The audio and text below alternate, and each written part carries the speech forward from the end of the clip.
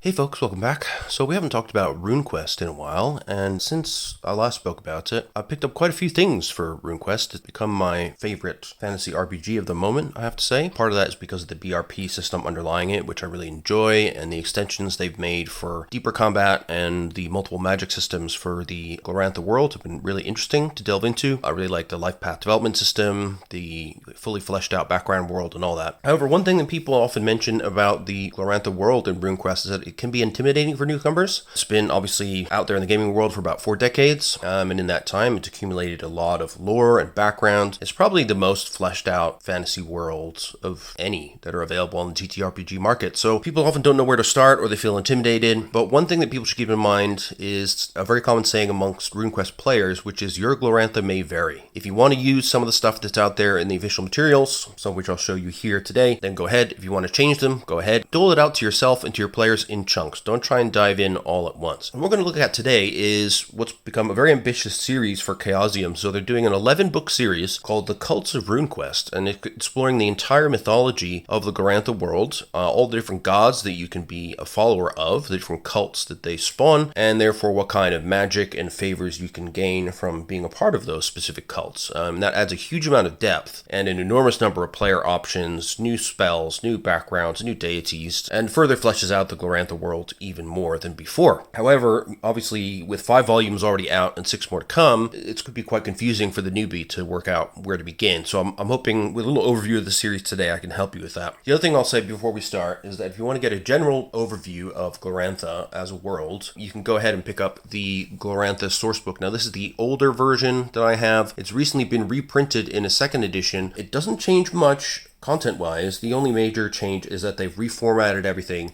to fit with the kind of newly established look and feel of the current edition of RuneQuest. So I will be picking that up at some point and go through it with you. But the good thing about this book is that it's systemless. It's purely about knowing what Glorantha is. So it draws not only from sort of in-print current sources, but also out-of-print older stuff. You'll learn about everything from the creation of the Glorantha world and its mythology, the background of the Dragon Pass area, which is the main area of play, the various pantheons of gods, the elder races, the royal dynasties, how magic works, all that kind of stuff. It's very, very cool, very, very comprehensive, but it's not super massive. I think it's about 256 pages, I want to say. Actually, 220 pages. So they pack a lot of info in here with loads of great illustrations. But again, more on that in a future video. Now, if you're looking at the Cults of RuneQuest series, they've sort of divided it up a little bit. So the top 2 books in the stack here, we have the Prosopedia and Mythology. These books, like the Glorantha source book, are systemless supplements. So these do not have any associated rules crunch, if you like. Prosopedia is kind of like a glossary of terms and an encyclopedia of deities, mythical items, and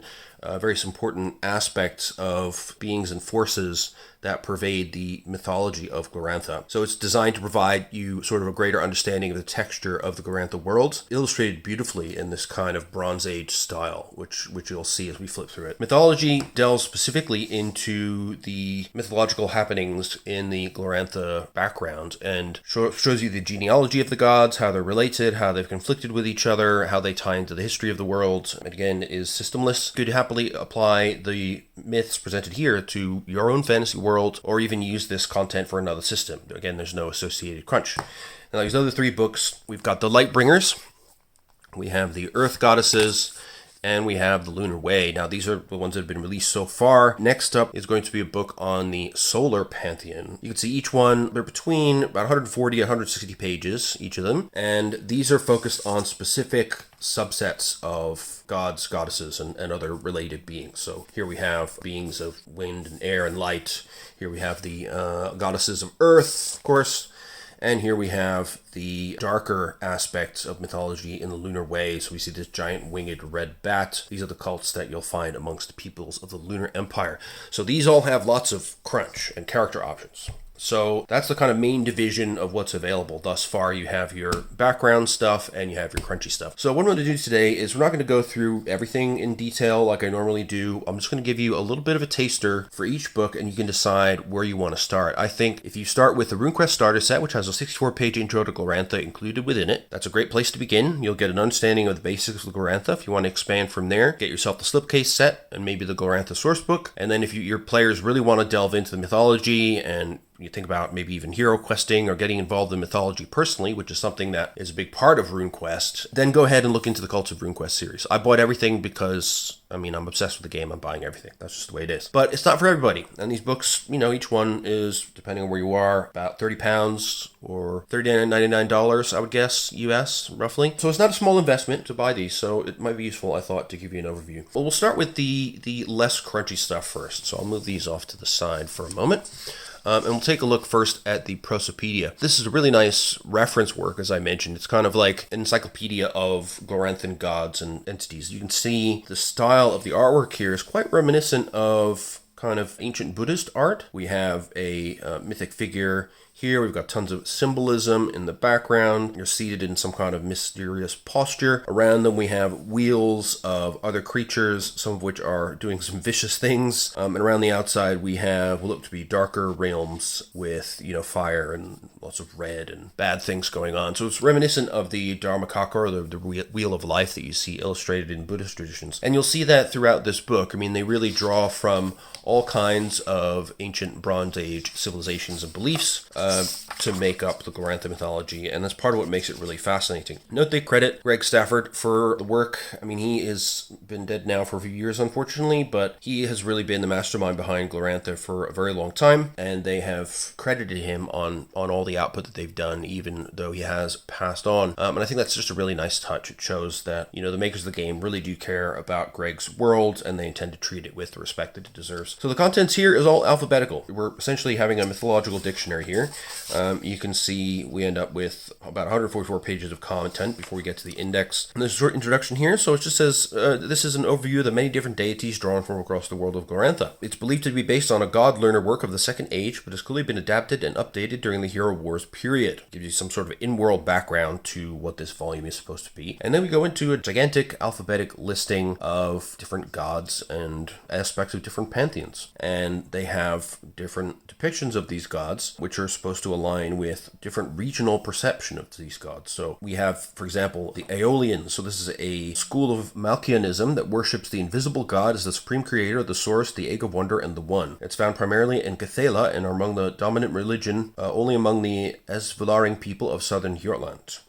And so we have, backgrounds on, members of the Celestial Court. We have the runes that they're associated with. We have their pronunciation as well, which is really helpful. It's just a really fantastic piece of reference if you want to sprinkle in some Glorantha flavor, NPCs talking about mysterious stuff or old folklore and things. This book will give you all kinds of stuff to throw at your players and some really nice period style artwork, as I say. And you'll know which runes each god is associated with. So if you need to throw together a quick NPC or, worshiper of some god in some far off region, you can cobble that together.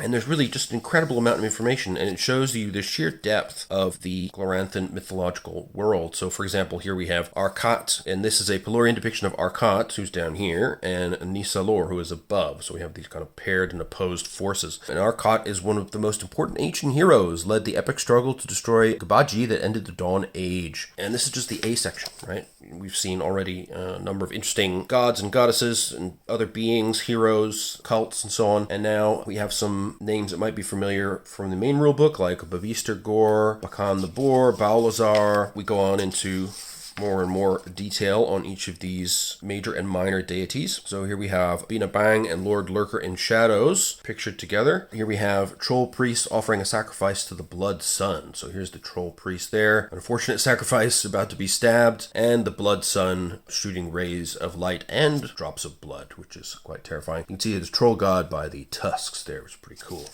Again, the artwork really brings home that atmosphere of Bronze Age kind of visualizations of these beings. And into C, we have Caladra and Aurelian. Again, a lot of these gods seem to be linked together or in some kind of opposition. We have even pretty foundational definitions like the Celestial Court, the Celestial Fields, so if you're struggling to understand descriptions of gods of Glorantha elsewhere in the line, then you can turn to this Prosopedia and find definitions of the basic terminology as well, which is really, really useful. Now here we have comb and braid, which is interesting. They've got 4 arms with all kinds of different hair care implements. So this exotic deity's worshippers believe that properly grooming one's hair is an act of sacred import which can reveal mystical secrets. They know both how to regrow hair on a bald head and to destroy unwanted hair permanently. So, we're really getting into the depths of strange and exotic belief systems here. And I love some of these full page works here. So here's Dakafal in the Courts of Silence. We have this being with a mirror for a face with scales of judgment and their Court of Silence below. It says here, Dakafal is usually depicted as a shrouded figure sitting high atop a chair or stool. Sometimes he's portrayed as a human whose face is a mirror. There we go. So the artist clearly managed the brief really well here. And again, we've got more and more cool stuff. Here we have Dorasta illustrated here with some trolls while she is fairly teary-eyed there. So she's the land goddess of Dorastor, the daughter of Pelora and Gennert. Talks about her various lovers and husbands. And she was the sustainer of the Second Council. Gained great love for her ability to feed all the people and gods in Dorastor, and all revered her. But with the raising of Dorastor by Arkat, Dorasta was brutalized. Arkat poisoned her waters and salted her lands, and Dorasta slipped back into the cleft of Dorasta, into the safe womb of the earth. So that's why she's having a bad time here. So these must be the troops of Arkat coming to sack the land of Dorastor, where Dorasta had been living before. Then we got definitions of true dragons. Then we have Earth Witches, East Isles Gods, the East Sting Wind in the Yelm Pantheon. We've got Praxian and Orlanthe gods. Here we have a lunar depiction of Entekos, the goddess of air, specifically of the pleasant Pelorian summer. She's called upon to restrain the gods of thunder, rain, and winter. Also called the goddess of calm, lady of the summer air, and mother of moons. So you can see every entry gives you lots of detail that you can use or ignore as you please. So when you have NPCs or characters in the game who are worshipping these gods, they might revere them through these multiple different names. You've got depictions of the more important figures so that you can describe them to your players if they encounter, a temple or something with sacred artwork. Here we have the Feathered Horse Queen, a hero of the Orlanthian Earth pantheons. Came out into the womb of the earth to claim the inherent sovereignty of the land. Sacred Queen of the Earth Goddesses in Dragon Pass. And here she is sitting astride her horse, and she's got 2 Hias swordsmen bodyguards to either side, holding their swords in an awkward position over top of their heads, right at the crown of their heads. Probably that has some symbolic significance as well. Then we've got Kali Starbrow and Hofstaring Tree Leaper surrendering to Fazor Widereed and the Feathered Horse Queen here. So we hear about the conflicts between each god in their entries, how they may have been,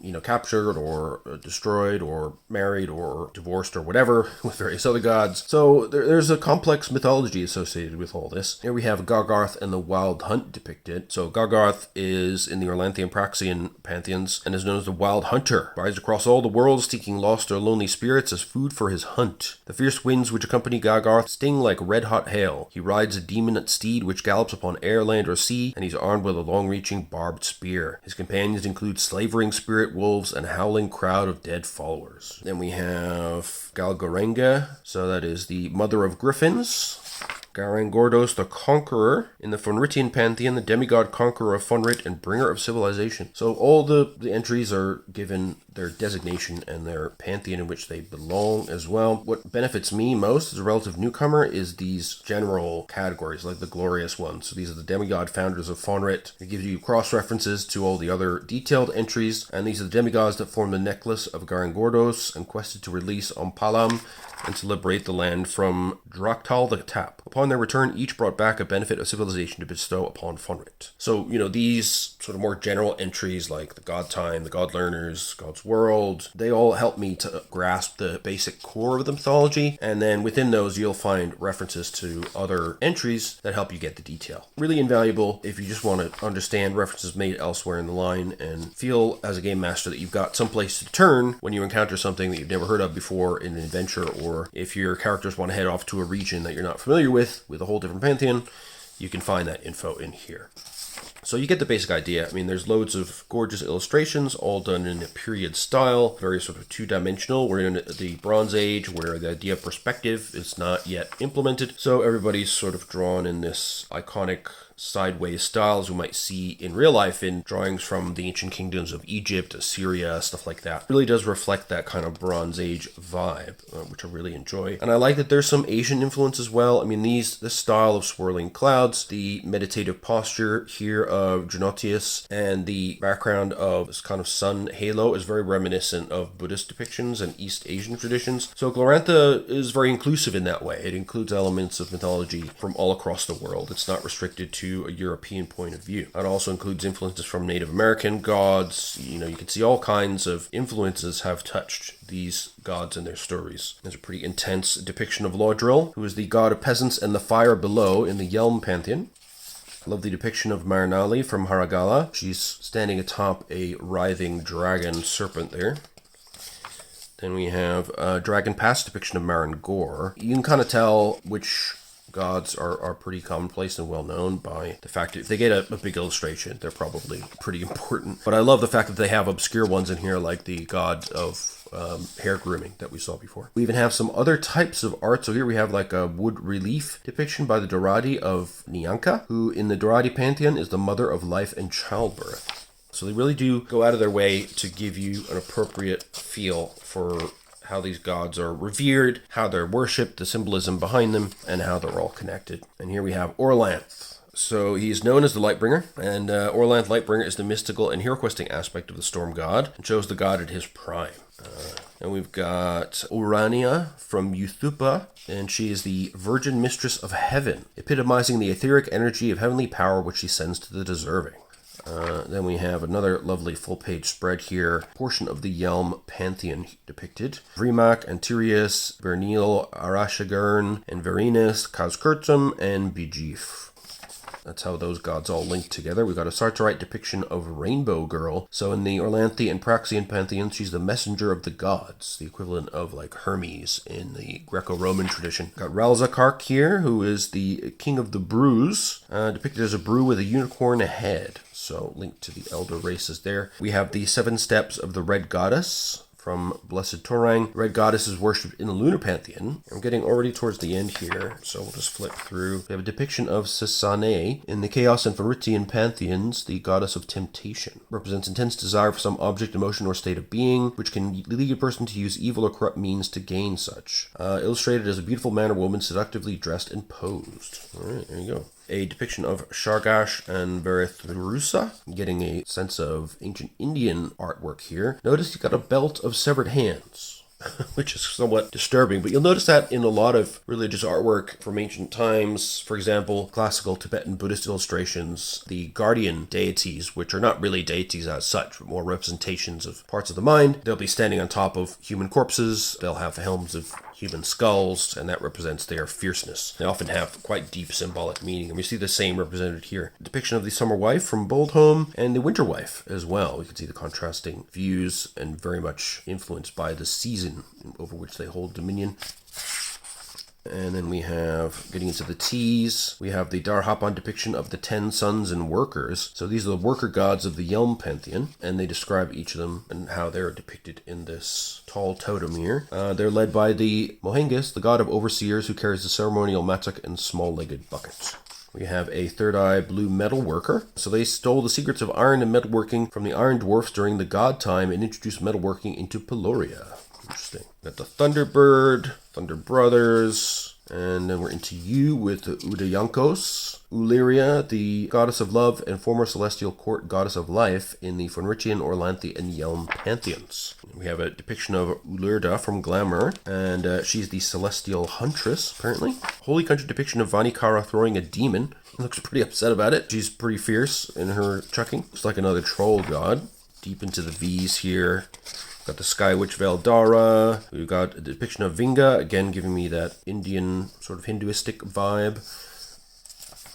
And we have into the W's, Waha the Butcher, the White Moon, the West King Wind, known in the Elm Pantheon as the Storm King. We have the Holy Country depiction of Siola Umbar, Yara Aranis, Reaching Moon Priestess. Great image here, I really like this one. Yara Aranis with a sacrifice. And you can see pretty fierce expression, devilish horns, gaunt yet muscular frame, and a bloody steel blade here, which seems to have upset this gentleman very much. Now we have a depiction of Yalorna from Big Rubble. A depiction of Yinkin from Wintertop, the cat-faced goddess there. Then we have a Western depiction of Zabur. And that's it. So again, this is mainly a reference work. You can see there was no crunch or stats or anything like that. This is just, if you need a reference on what the hell is going on in Glorantha mythology, turn here first, I would say. Now, if you want the specifics of how the Glorantha mythology has developed, then this is the book for you. So this came out 4th in the series. So as you can see, it's an explanation of myths and mythology and how it works in Glorantha. Dozens of Gloranthan myths ready to be reflected on your game table and to give further context to the mythical history of the world. And it's system free, so perfect for any RuneQuest player, any fan of Glorantha, players of other games, and anyone with an interest in creative mythology. So again, this is designed to give you more detail and texture about Gloranthan myth. It's not a sort of freestanding book. It's not got any gameable content directly, but it certainly will inform you how the Glorantha mythology all fits together. So we have an introduction about what is mythology, different ways of viewing the world, definitions of things like cults, the god time, calendar wheel of Glorantha, magic and hero questing, the different aspects of the world, the monomyth, and along with specific examples of myth, different ways to experience the myths, mythic maps of parts of Glorantha and other places, catalog of the gods along with genealogies of the different lines of gods, a universal cult format through which each cult is described, and the distribution of cults across different parts of the Gloranthan world. So a lot of valuable info in here. And the start here is pretty useful, especially if you're not much accustomed to dealing with mythology or studying mythology. So they give you an interest in what myths are for, what's the difference between mythology and legends, mythology and folk tales. There's a lot of useful information here if you're relatively new to this kind of study. So then we get into the definition of myth and the fact that truth is often inconsistent. There'll be different interpretations in different regions of the world, and different pantheons will interpret the world in different ways. The introduction to the book as well gives you useful background into the mythology of Glorantha in particular and what the mythology is trying to do, and there's some important assumptions that you need to keep in mind. First of all, in Glorantha, the spiritual world permeates the material world and is bounded by the cosmos. The deity is present in the physical world and is often indistinguishable from it. So the sun god Yelm is the material sun, and the storm god Orlanth is present in the atmosphere. Not all Gloranthans worship the gods, but all acknowledge their presence and power. So the gods are real. They do exist. Secondly, in Glorantha, magic is both real and workable by virtually anyone. The way people live in Glorantha is in large part defined by their relationship with their deities and with their deities' magic. So farmers harvest their crops when the earth goddess decrees. The authority of mortal rulers is based on their ability to wield the magic of the rulers of the gods, and war and peace are both in large part defined by the community's gods and magic. So the mythology of Glorantha is kind of the substrata that underlies the entire structure of society.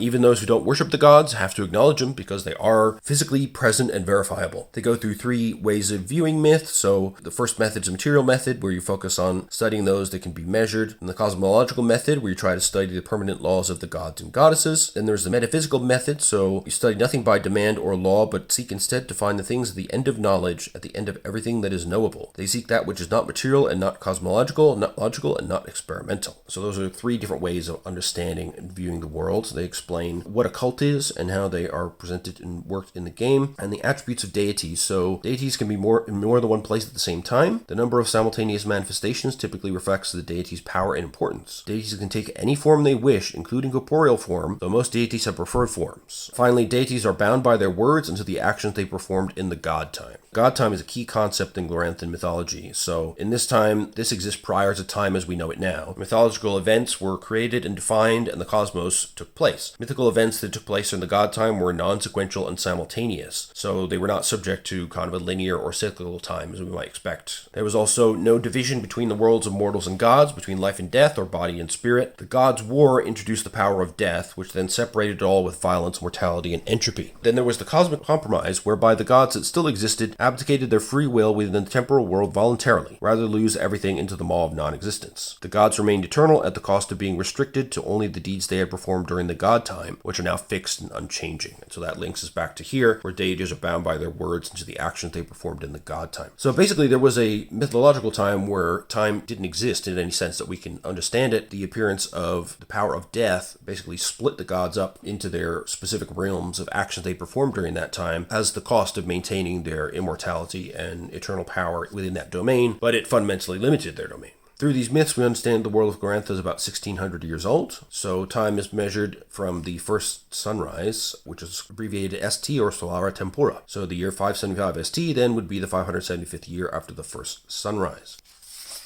Then we see here a stone calendar wheel, which marks the high holy days of more than 100 cults. The wheel is divided into inner and outer wheels. The outer wheel is subdivided into 5 seasons, and each season is divided into 7 days and 8 weeks, each marked with runes. The outer rim shows the phase of the red moon for that day. Each high holy day is marked by a glyph representing the deity. The inner wheel represents sacred time and consists of 14 panels, each marked with a rune. Each high holy day is marked by a glyph. The wheel itself is over 3 meters in diameter and was constructed around 1600 ST and was displayed at the center of the City of Wonders. It was taken by Harik the Berserk in 1624 and brought to Bold home in 1628. That's pretty amazing. Clever way to construct the high holy days of over 100 cults all in one place. You can see at the center we have this spider sort of weaving everything together. They really get into it here with different types of time. So the form of time was a function of the compromise. So some cults believe in lineal time, maintaining that time once began and that it will continue onward. Many cults also support cyclical time, so that time will recur. Illusory time is that progression of events which seems to manifest itself as we glance backwards to the myths of the god time. Reality stretches between the illusory time beyond time, which was the world of the god time, and chaos at the other end. So there are different ways of viewing time between different cults as well. Lunar time is also used to mark dates as well. You've got solar time. Then you've got detail here about the different ages of Glorantha, which I won't get into. We have the seasons, of which there are 5. So we have the sea season, similar to spring, fire season, which is like summer, earth season, which is like fall, dark season, which is like winter, and storm season is a time of great violence and danger, which is ruled by the air gods. This bloody season can undo the effort of the whole year, and troubles begun here often inadvertently allow chaos forces to slip into the world. Then when they talk about the act of magic and the way it is practiced, it could be the use of sacrifice, including self-mortification, sacrifice of food and living things. And here we have a nice depiction of the cosmology of Glorantha. Okay, so we got Desatar's heaven and the upper heavens, and Urania, the purest of goddesses, intercedes between the realms and Desatar's heaven. Sky of light, bright realm untouched by the gods' war of the darkness. The sky realm where the sky people live. Then we have the pole star, the unmoving pole star, which is the ruler of the sky realm. Then we have the blue sky bowl. These celestial waters cover the sky realm and make the sky blue. There are many holes in the sky bowl, which are stars when viewed from below. Many of these holes are encircled by forts or palaces, homes to gods and heroes. So flat earthers rejoice. Glorantha is indeed a flat planet, surrounded by a dome through which the stars appear to shine. Then we have the central air under the sky storm. The uppermost reaches of the realm of air are in the central air. Then we have Umath's pillar, the center of the vast storm that overlies all Glorantha. Around this pillar is the body of Orlanth, a circle of fast-moving air whose diameter is several thousand kilometers. We have the red moon is stationary in the middle air, always turning but never moving. You see that here. Then we have the lower air, as high as most flying things go, and only the highest mountains breach the middle air. And then we have the upper and lower earth. So the realm of earth is ruled by goddess, both benevolent and destructive, and it surrounds the homeward ocean. On one side, Ernalda, the earth queen, seated upon her throne, and the other, Maran Gor and Babistergor. Then we have inner earth with Tai Koratek and Australia keeping the secrets of the inner earth, flanking the waters of the homeward ocean. Then we have the outer oceans, which are the waters of Sramak's river that surround and circle the earth. Then we have the homeward ocean that rush to the deep, filling the void of chaos. So it's coming down here. And then we have the inner depths. Within lightless realms dwell great spirits like King Undine and Tholania, gods and goddesses like Nalat and Wachaza, the Tritons and those they serve. Only the great gods, Magasta, Manthi, Daliath, and Natea, hold the secrets of reaching deeper from here into deep, the silent, and the still, which we see below that. So at the base of the homeward ocean is the deep, silent, and the still, ruled by Magasta. It's lightless and unknowable, holding the secrets of the sea. In the center is the well of Daliath, which springs from the mysterious abyss of the unreachable waters, where the truly unknowable gods exist. Then we have Rausa's dusk gate. The dusk goddess dances mournfully for the coming darkness and death, flanked by the evening star. And then below that we have Time's belt. This is where the rim zone intersects with the land of darkness and the oceans, marks the edge of the mundane world, which is governed by time. Then we have the rim zone beyond Time's belt and lies beyond time. The Sea of Darkness, the deepest waters surround the underworld and flow into it. The underworld itself, we have Styx flanked by Kyger, Litor, and Yelm, who rule over the lands of darkness and death. Then we have the land of darkness itself, which is trolls intermingled with the dead traveling along the path of the dead. And then we have hell and chaos. At the deepest point of the underworld, the Chaosium vomits out demons and monsters from the hellmouth. Hey look, it's the name of the company, the Chaosium. The land of the dead, so the dead leaving the land of the dead to be reborn, led by Voria. And we have the Everdark, the darkest part of the underworld, that Yelm has never touched is the realm of Subera. And finally, Thea's Dawn Gate, where the Dawn Goddess dances joyously for the return of light and life, flanked by the morning star. So there's a hell of a lot going on here.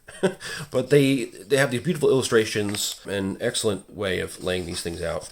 Now here we also have a fold out, which is quite impressive here. There's just a whole mess of stuff going on here, which I won't even try to get into. But we can see loads of gods, we can see things happening on Earth, we can see trolls, we can see gods fighting with each other. All kinds of crazy crap is going on. It's very rich in detail and well worth just staring at for a little while to understand what exactly is going on.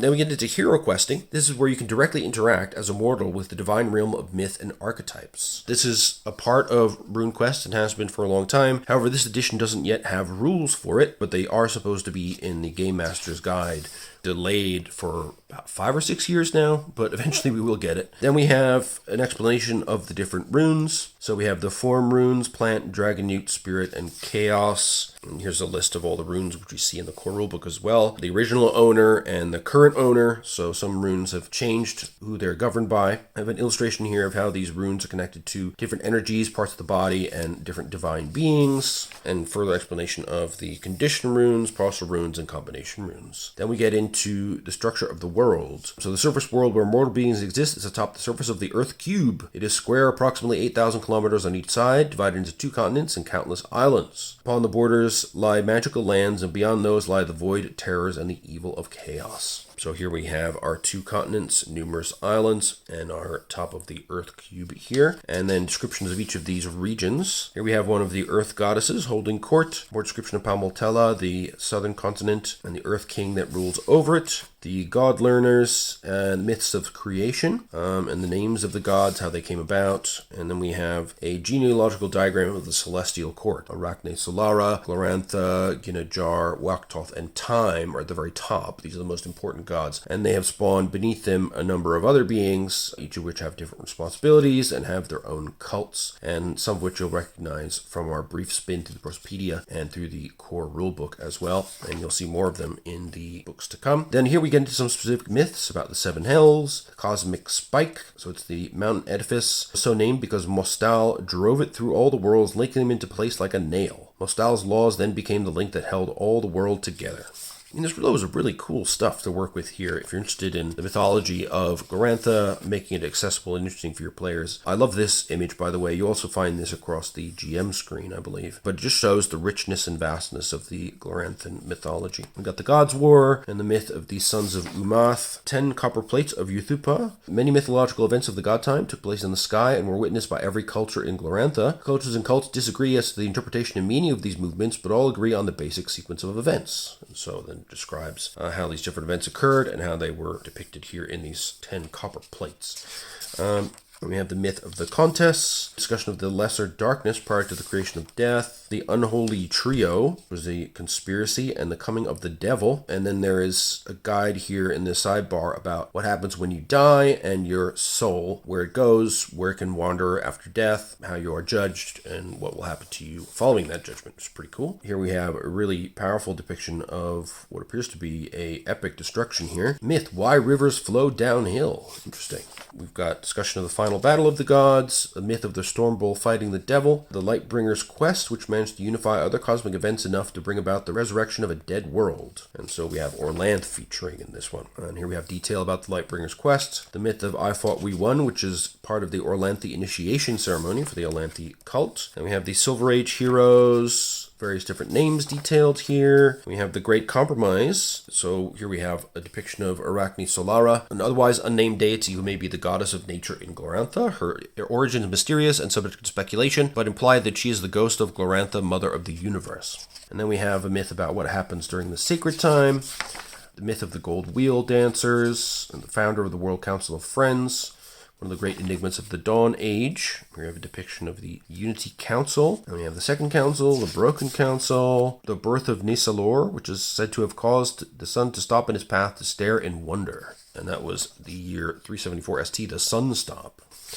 So lots of crazy things. And what's interesting is that, as they've said explicitly, this stuff really happened in Glorantha. The gods are real and physical and present. Even those who don't worship them still acknowledge that they exist because it's proven. Then we have the Third Age and the rising of the Lunar Empire and the birth of the Red Goddess. Her birth was a long-run magical spell completed with the extraordinary event. Some say the goddess was a shattered spirit from the God's Age who was resurrected by the Seven Mothers, but no one knows her parents. And here we have the Lunar New Year ceremony described in a sidebar. Here we have a great red bat with the warrior atop of it. And then the Lunar Empire is described further as the Red Goddess met and overcomes some deities during her hero questing. Then we have discussion of the Tournament of the Masters of Luck and Death. Another lovely illustration here of various gods doing various things to each other. And here we have pictures of conflict on Earth itself, and looks to be an invasion. And we have some details of Dragon Pass. So this is probably the primary area where most Glorantha campaigns take place, is Dragon Pass. And of course, King of Dragon Pass is a famous PC game, and I think it's available on mobile and other platforms as well, that you can still play today, which is a lot of fun. Now we have understanding mythology, so this is quite useful. So there are different ways of understanding and retelling mythology. So they mention 4 ways of experiencing these stories. So you can read by yourself, you can retell them verbally, you use more senses and you'll be more engaged in doing so. If you observe somebody performing the myth, it engages all your senses and gives external perspectives and depth to the narrative, and they'll see things being done that are absent from the verbal retelling. This is how a Gloranthan lay member experiences myth. You'd also be participatory, so this provides the most power and impact. Participant must take care to play their part and not be distracted by other things, but incredible depth can be obtained by participating in key roles, by being observed by others, and in channeling the deity's story. Participating in myth is part of the initiatory experience of every Gloranthan cult. And then we have guidelines for cults and reconciliation with themselves. So this means that the religion will help a person develop a self-image that is compatible with the needs of the individual. That offers answers to the questions of who am I, which is essential for people to find meaning in a cult. And then we have reconciliation with society, reconciliation with the cosmos, and reconciliation with the great mystery. So that's dealing with the unknown and unknowable facets of the world that surround existence and constantly lurk at the fringes of our consciousness. So these are the celestial existential questions as well. So then we go into different types of gods, the sky gods, the gods throughout history, heroes and cults, and how they're linked together. And we have here the contests of Orlanth and Yelm depicted in this 4-part illustration here. I guess it could be 3 parts, but it looks vaguely like 4. Then we have mythic maps. So these maps aid in understanding how Gloranthan mythology fits together and describe many of the important mythological locations and events of the monomyth. And then it has some sources of sort of in-game works that were allegedly compiled to produce these maps. So here we have the Golden Age of Glorantha, descriptions of its characteristics, different locations on the map, and what their meaning was. Quite a lot of detail, as you can see.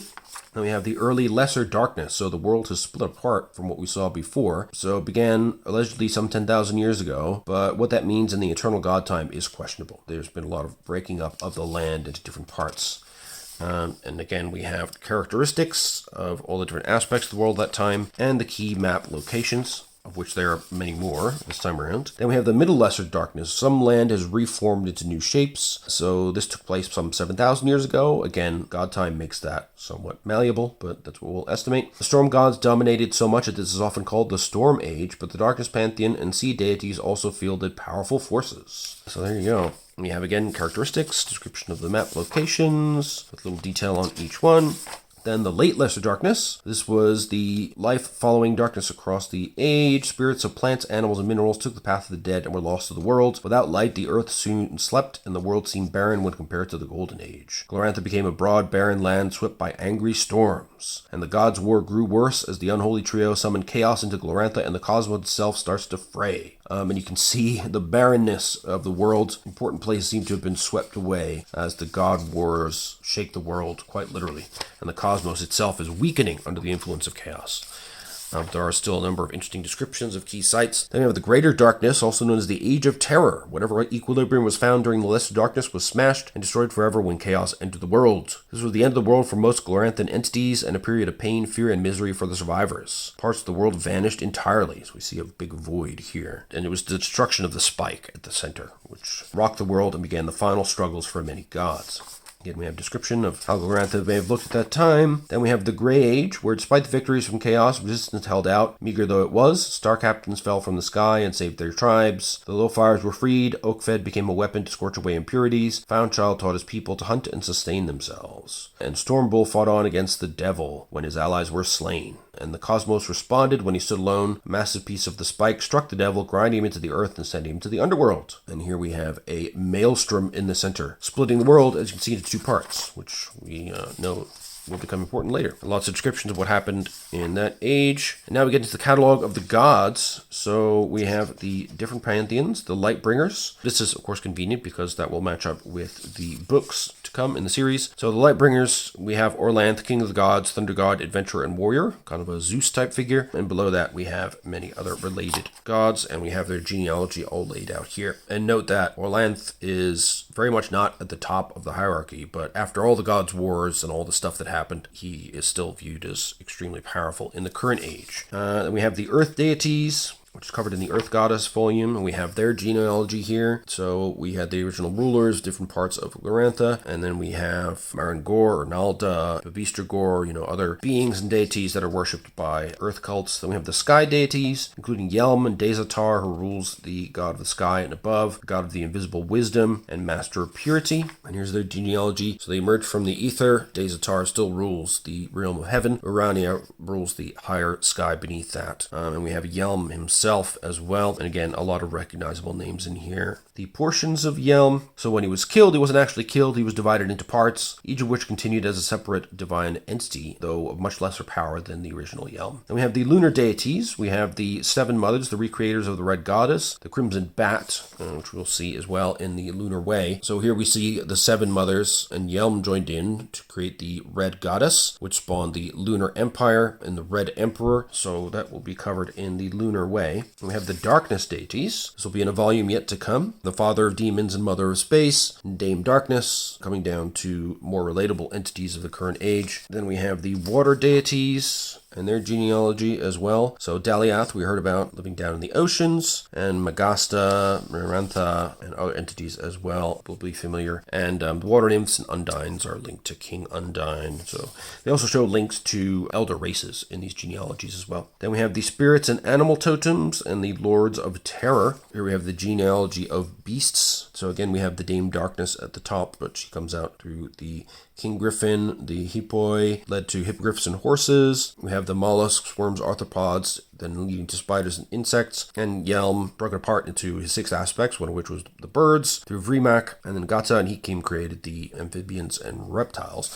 So, and fish coming from Manthi and others together with Golod. So yeah, lots of complex relationships here between everyday beasts and different gods and their actions. Here we have that continued. So the Storm Bull and Eritha leading to Praxian beasts and herd animals, deer and elks specifically. Then we have lions, wolves, bears, cats, brother dog, rodents, carnivores, and swine. All of these have some link to their godly origins. How cool is that? And then we have the genealogy of the Lords of Terror. So Subera and Umath. These are all scary looking dudes. We have a scorpion-looking guy called Bagog. We've got the Cacodemon, the Black Goat. So yeah, these are gods and goddesses of temptation, lust, various sins. Then we have the universal cult format. So their mythos and history, which includes the before time, since time, their otherworld home, life after death, iconography, and their runic associations, the nature of the cult, so the reason for why they still exist, their social political position and power, particular likes and dislikes, and their organization, so how the cult is organized, how a temple is organized, the functions of a temple, which can include things like worship, replenishing rune points, gaining rune spells, improving runes, learning spirit magic, skill training, temple defense, temple resources, and they give you an outline on the sidebar here of the sizes of different temples. So a great temple would have 750 to 4,000 plus lay members and initiates plus shrines to all associated cults, and be run by high priests and often assisted by one or more chief priests and more priests besides. Those are proper big places. And here we have some examples of temples here. Center of power, holy places, holy days and high holy days. Then we have the lay members, the benefits of those. Lay members can learn cult spirit magic, but they must typically pay for the privilege. They can train for skills in some cults as well. Sidebar here on what happens on the holy days. Now, initiation into a cult is a serious step because you basically pledge yourself yourself to a single divine entity at that point. You're making a commitment. Then you can start to learn rune magic. So you must already be a lay member at that time, and you must share at least one rune with a rating of 50% or more with the god that you pledge your allegiance to. Then you need to pass a initiation test of some sort, and they go through how to abstract that. Then you have duties and restrictions associated with that, which could include sacrifices of money or livestock or other things. There will be favored passions, so all cults favor devotion to the deity and loyalty to the temple. Many cults favor or even require additional passions as well. Initiates will gain benefits like rune spells. They can attempt divine intervention, but it's advisable only in the most desperate circumstances. Often it is made after an adventurer is killed to resurrect them, and can also help you escape certain disaster. The initiate is required to perform a role in cult rituals and may learn various skills useful to the religion. They can also learn cult skills from the temple at a special price, typically half price or even for free. You can also learn spirit magic from the temple, typically at half the listed price for an initiate. You can also gain, at the Game Master's discretion, access to special rune spells of the cult or those provided by associated cults in return for exceptional service by donating the equivalent of 100L per point of the spell, or for other reasons that further the cult's goals and standing. It is possible for an adventurer to be an initiate of more than one cult, as long as the cults are at least friendly to one another, but you must maintain and track a separate pool of rune points for each cult of which they are a member. Then it talks about the requirements for becoming a rune priest. It's not easy to do that, basically. You have to be an initiate of good standing with a rating of at least 90% of rune affinity and either a loyalty, temple, or devotion deity passion of at least 50%. You have to possess at least 5 rune points dedicated to the god in question, POW rating of 18 or higher, have a skill of at least 50% in worship of the deity, and 4 cult skills, and there has to be a vacancy at the temple as determined by the GM. And there may be additional requirements depending on the cult as well. There's a lot you need to do to become a rune priest, but the rune priest gets all the benefits of becoming an initiate. They gain a 1 point increase in charisma, and they also get temple resources and support. They get an easier roll to gain back their POW with a plus 20% bonus to their POW gain roll. They can more easily replenish their rune points by leading holy day sacrifices and by performing other sacrifices to the god. You can get full access to the special rune magic and enchantment spells known by the cult and its subcults, and they also gain access to all local associate cult rune spells. They gain an automatic 1 point in cult spirit magic each sacred time. Spells with a higher cost can be purchased as normal, with the first point being free. Priests is trained for free in their cult skills, and many cults provide an allied spirit for their rune priests. They're sent by the deity to inhabit animals, sacred cult objects, or even gross matter as elementals do. Spirit will have an int of 2d6 plus 6, a charisma of 3d6, and a POW of 3d6. These creatures and objects are always appropriate to the cult. This allied spirit is essentially an initiate of the cult and can sacrifice for rune points just as a normal initiate. Allied spirits, however, cannot be rune priests, rune lords, or god talkers. You can also teach spells as well. You can teach any spirit magic spell to any member of the cult, including lay members. It's an important source of income, basically. So many temples require that you provide a certain amount of spell teaching for free to initiates and other members of the hierarchy, but beyond that, you can charge for the service. Finally, you can get divine intervention more easily. You also have, of course, duties and restrictions. You must give 90% of your income to the temple, but you're supported by all the other benefits described before. And you must spend 9/10 of your time at the temple or on temple business, and you must observe the cult holy days and sacrifice 2 magic points during cult worship rituals. And you can't voluntarily reduce your basic POW below the 18 necessary to become a priest. If it happens to a priest involuntarily, then you get sort of an involuntary leave of absence. Then we have god talkers, also called associate priest, acolyte, or even just a priest, have identical requirements to those for rune priests. They're more common vacancies than for rune priests. God talkers cannot initiate new members of the cult, but they provided food and board by the temple. They must spend 1/10 of their time in the temple or on temple business. You have all the benefits of being an initiate. You get a 1 point increase in charisma. You can replenish your rune points by leading sacred time and holy day sacrifices and performing other sacrifices. You get plus 20% to your POW gain rolls. You get 1 point in cult spirit magic each sacred time. So basically, a lot of the same benefits that you get for being a rune priest. It's just a different name for it. Rune lords. So these are even higher. I must have been an initiate in good standing for at least 5 years. You must possess at least 1 rune affinity shared with the deity of at least 90%, and either loyalty to the temple or devotion to the deity of at least 90%. Charisma of 18 or higher. You must possess at least 90% in 5 cult skills. Those are usually a minimum requirement of 2 90% martial skills. So you get huge benefits. You get all the benefits of being an initiate. 1 point increase in charisma upon becoming a rune lord. You get easier divine intervention. You can call upon your god after death, calling for 1 favor. You get full access to all the rune spells you could ask for. You get an allied spirit. This allied spirit is in continual mind-to-mind communication with the rune lord. They can use each other's magical abilities, including spell knowledge, magic points, and rune points, and you can see through the allied spirit senses and vice versa. You can cast spells through the spirit at any distance. How about that? and they've got better stats than the allied spirits you get as a rune priest. A temple will always try to ransom its rune lords if taken captive. You can use rune metals, enchanted iron or other enchanted rune metal weapons and armor. You get improved resistance to magic. So a rune lord always resists magic with their species maximum POW and not their current POW. For humans, this is POW 21. The god makes up the difference out of concern for the safety of the sacrifices the rune lord will make in the future. You can also teach spirit magic, and you can do further training and experience to get additional automatic 1 point in cult spirit magic each sacred time. You're trained for free in all skills, and you gain seasonal checks for the noble occupational skills. Accountable to your cult and must come at its call. Rune lords are sent on quests to seek sacred items, avenge crimes against the cult, or simply on diplomatic or economic missions. Then we got rune lord priests. A rune lord with a POW of 18 or higher may also become a rune priest of the cult in which they are associated. To keep all the benefits they've already gained, they gain a 1 point increase in charisma. You cannot become a rune priest of another cult if you're a rune lord of a different cult. And a rune lord serving as a rune priest can appeal for divine intervention as a rune lord. And then we get the chief and high priests. So you need to take over a vacant spot. You must qualify to found your own temple of the cult. So you must have the support of at least 150 lay members and initiates that will follow you. And the chief priest is accountable only to the high priest. So you no longer have to pay 9/10 of your income to the treasury, and you can require initiates to obey them. So you can have initiates, priests, rune lords, and god talkers of the cult below you. If you leave the cult, then there'll be a spirit of reprisal. It'll be a spirit, monster, or curse that falls upon initiates who quit the worship of the deity, or upon god talkers, rune lords, or rune priests who offend their deity by violating major cult rules. Such spirits will, unless stated otherwise, especially go after rune priests or rune lords who abandon their cult. And then you've got subcults. So these are smaller local variations of a cult. And then associate cults are deities worshipped as part of the cults that are also worshipped independently outside of the cult. And there's some notes here about starting as an initiate of a cult and how that works mechanically, including your cult starting skills, spirit magic, sorcery, favorite passion, etc. And then devising rune spells. So if you want to come up with something, create spells appropriate to the god, check them against the types of spells that are already available, and duplicate where necessary. And then they have some maps here of cult distribution and cult membership in and around Center Genertala, the continent Dragon Pass is situated upon. So again, the main area that people will be playing in within Glorantha. So we have the Dragon Pass areas, Grey's Lands, Lunar Tarsh, Old Tarsh, and Sartar, Holy Country, Lunar Heartland, and then we have Lunar Provinces, Mineria, Prax, which is getting a source book as well pretty soon, I believe, Aldriami, so this is where the elves tend to come from, Trolls, almost all trolls worship Kagurlitor. Many trolls will never join another cult other than that one, which the following tables reflect, but you can randomly determine a troll character's cult membership if desired.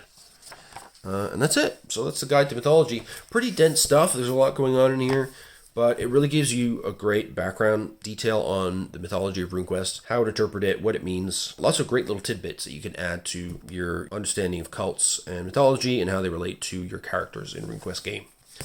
Now, we'll put those aside and we'll look at the crunchier side of things. So here we have the Lightbringers and the Earth Goddesses. So these books came out roughly simultaneously at the beginning of the line, along with the Prosopedia. So I was pretty impressed, I have to say. I mean, Chaosium is not, in my view, particularly speedy with their releases. I think they're a little bit overstretched at times. So when they announced this 11-book series, I was a bit skeptical that things would really work out. But they've gotten through 5 already, so things have slowed down since then. But things are still moving along. We've got 6 books that should be coming out reasonably soon. So we have an introduction to the book here. So this is about 19 different Gloranthan cults and deities. So this is all about the Lightbringer Pantheon, including Orlanth, Shalana Arroy, Urmal, Humacht, the Isseries, Lancormi, and Stormbull. These are often staple gods that are in a lot of campaigns. So this they felt was a good one for one of the early releases. And then it shows, the other gods, gives you the basic questions of, where the world come from, why we die, what happens afterwards, why am I here, and how the Lightbringer Pantheon answers those questions. Then we have the Gods of Storm,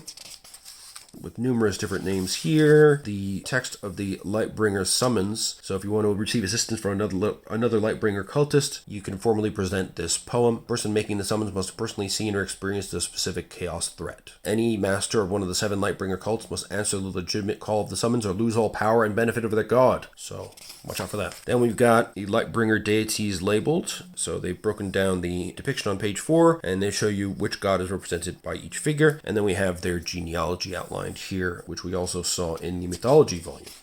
Then we get into each specific god, so their mythos and history. In this case, we have Orlanth, the storm god, chieftain and warrior, king of the gods and ruler of the universe, according to the Lightbringer's pantheon. They have associated runes there. So what happened in the before time, then since time began, fantastic illustration here. So a great deal of history on Orlanth, what happens for his cultists after death, the nature of the cult, completely follows the pattern laid down in the mythologies book. How their temples are organized, their centers of power and holy places, high holy days, the requirements for being a lay member, initiate membership requirements, the mundane benefits, favored passions, skills, rune spells that are available. If you want to become a god talker or a storm voice, which is their version of the rune priest, wind lord is their version of a rune lord.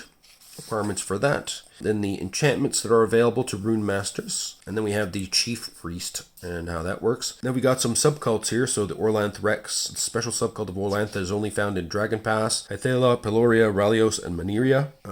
Some rune magic specific to that subcult. Some subservient cults, allied spirits, and other subcults. And some magic weapons, them listed here. Sartar, the legendary hero, and we have some more spells here for city harmony and support. Then we have Vinga, the goddess of warrior women, a son of Orlanth. Then we have as well the Thunderbird and the Thunder Brothers. We have a list of well-known Orlanthic heroes, associated cults, the Lightbringers like Chalana Arroy, Yermal, Fleshman, Isaris, Lancormi, Ernalda, the Grain Goddess, and Engizi. We have some other spells here as well. Other lands and how the Lightbringers are viewed. The Orlanth cult is not monolithically uniform and has substantial regional variations, which are described here. And we again have a little bit more information on what it is to be an initiate of Orlanth, a summary of the benefits that you get, favorite passions, and subcults that you can join. Other notes as well, and some variant spells and weapon use. Then we get into Chalana Arroy, daughter of Glorantha, a merciful goddess who is both a Lightbringer and a member of Yelm's household. She knows how to heal all diseases and wounds, and even healed the sun in the world after the greater darkness. She's also very widely worshipped. So again, we go through the standard cult description as laid out in the mythology volume. All those different aspects are covered, and then we have additional bits of crunch. We've got some new spells here. We've got the power and charisma of healing spirits that can be summoned by this spell here. Requirements for being a high healer, which is rune priestess in this cult. And we have subservient cults linked to Chalana Arroy, some additional spells, Harmonium, and Restore Vision, which I can imagine would be quite useful if you were struck blind. Speaking with Herd Beasts is another interesting one. Then we have, again, a summary table for initiates of Chalana Arroy, healing plants, healing spirits. And we get to Ermal, looks like a bit of a jokester. And indeed, he is a trickster, a jester, and a fool. Can be helpful, but more often he's malicious. His self-indulgent buffoon. Eating, drinking, and fornicating are his favorite activities. Thievery and callousness are his entertainments. And we have some description of him in the before time and since time began. The outline of the cult. Initiate membership, subcults. It's quite a funny little statue of him there. Some cool spells here. Again, the spells are all thematic for the gods. So you can crack an object, including a piece of armor, a weapon, or a shield. You can make an opponent fumble something. So they have to roll on the fumble table when they attack or do something. We have Scram, limits the user's ability to react. So the benefits you get as an initiative of Ermal, what it takes to be a trickster priest, which is the rune priest for Ermal. Then we have the associated cults, including Orlanth, Donandar, and Raven. And then there's miscellaneous notes about clowns, which can appear at ceremonies. Isaris is the god of communication, rose, and trade, one of the 7 Lightbringers, often worshipped apart from the Orlanthi pantheon, and his cult is located throughout most of the civilized world because of that. So we have his mythos and history, the nature of the cult, organization of the cult, again laid out in the standard format, the benefits for lay membership, initiate membership, how to become a trader prince, which is a member of the Golden Tongue priesthood, a merchant priest, which is the Garzine priesthood, part of the Garzine subcult. Then we have subservient cults, including cult spirits and allied spirits. A spell here, Mind Bridge, allowing mind-to-mind transmission of conscious thoughts between 2 people, as long as they're within a kilometer per point of the spell. Associated cults, including Orlanth, Ermal, and the rest of the Lightbringers. Some miscellaneous notes, benefits you get for being an initiate of Isaris. Then we have Lancormi, the knowing god, the god of the Grey Lords, the sages of Glorantha, keeper of the law, scribe of the immortals, and hung history singer are his titles. One of the 7 Lightbringers, and he holds the sacred stone scrolls forged in the underworld to hide the secrets of the compromise from immature souls. So he's thirsting for knowledge, as do the members of his cult, and that's the essential nature of the cult. And there are different factions within the cult, which is described here as well.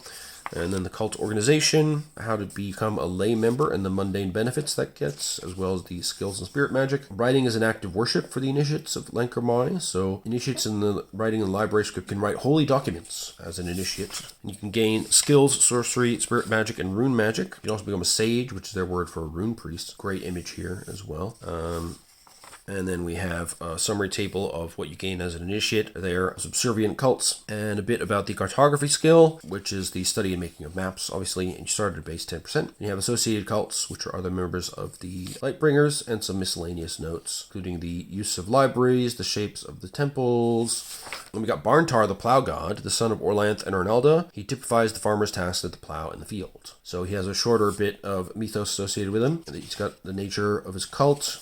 Then a bit about the lay membership, initiate membership. Initiates of Barntar, they gain appropriate skills. Worship Barntar, cult lore, farming bonuses, singing bonuses. There's some spirit magic associated, and also the plow spell, which we saw earlier in the book as well. The requirements for God Talker membership are laid out here. There's also suppress oak feed. So you cast it on a fire and decrease the fire's diameter by 1 meter per point invested. Then we have Dakafal. This is the mirror-faced judge we saw in the mythology volume. This cult is an integral link to the cosmic structure, supports the reality of human mortality by worshipping the judge of the dead and by drawing upon the dead for strength in life. So there's some interesting stuff here about iconography and runic associations, the nature of the cult and its organization. Here's another great image of Dakafal sitting in his chair with his mirror-like face. The benefits of initiate membership, and you get a bunch of common rune spells for free, and you can also learn special rune spells that relate to spirits, discorporation, freeing ghosts, and other interesting things. Rune priests are called shaman priests in this cult, and this is the requirements for acceptance. And you have subservient cults, of which there are no official ones, but all ancestral spirits are effectively spirits of this cult. And they give you some associated cults, which are examples of associated ancestry cults, and these are the benefits that you get as an initiate of Dakafal. And a new spell here, Summon Son of Votank, costs 3 points, and it summons a powerful cult spirit said to be that of the Votank son who founded the Caster's clan. This is one of the ancestor cults here. We have miscellaneous notes on ancestral spirits which behave like ghosts, and there is a ancestral summon table that you can roll on to determine what kind of spirit you get. A random spirit spell table as well that tells you which spells the ancestor spirit may know and be able to teach you. We have Foundchild the hunter, discovered as a squalling babe during the Great Winter. Earth Witch found and tended him to full manhood. He taught a struggling band of followers how to use the weapons of war and to bring life by killing animals to eat. So he is a hunter. He got his mythos before time, and since time began, very short. Some of these gods get much less of a detailed treatment because their cult is less widespread. And you get hunters, or lay membership, then initiate membership. Then you have master hunters, or their rune lord equivalent. As initiated Foundchild, you gain relevant skills like peaceful cut, track, get some cult spirit magic, including disruption, slow, speed art, subservient cults, and associated cults, including brother dog. And that gives you additional skill, understand dog. So you can communicate directly with all dogs. It must be realized that dogs may not have much to say of interest to their masters. There's also a rune spell here for conquering a beast. And we got Gagarth, pretty scary there. He's a wild hunter. This is the guy who runs across the world hunting on a demon steed, and behind him are spirit wolves and dead followers.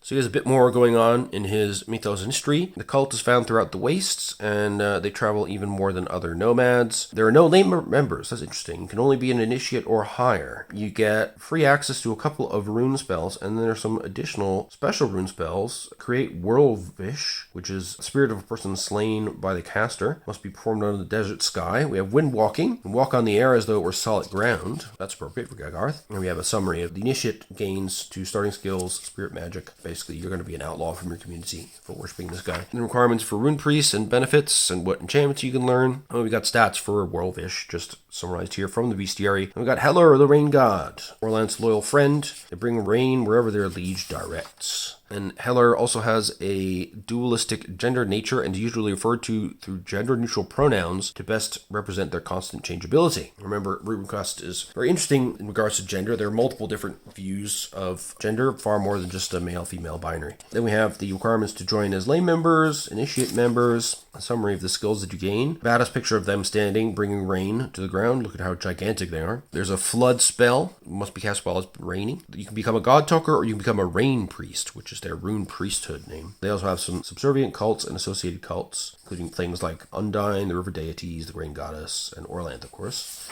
Then we got Humacht, the god of death and war. He used death to sever his kinship with the air. He's the unyielding fate of all living creatures, both mortal and divine, a frightening but necessary agent of eternal change. So he's got quite a bit of associations with mythos and history. His cult is quite military in nature and welcomes anybody as a lay member of any race so long as they are warriors and will swear to keep discipline. Their initiate membership requirements are listed here. You have to fight other Humakti fairly party, honor the fallen, and maintain strict truth and confidence with one another.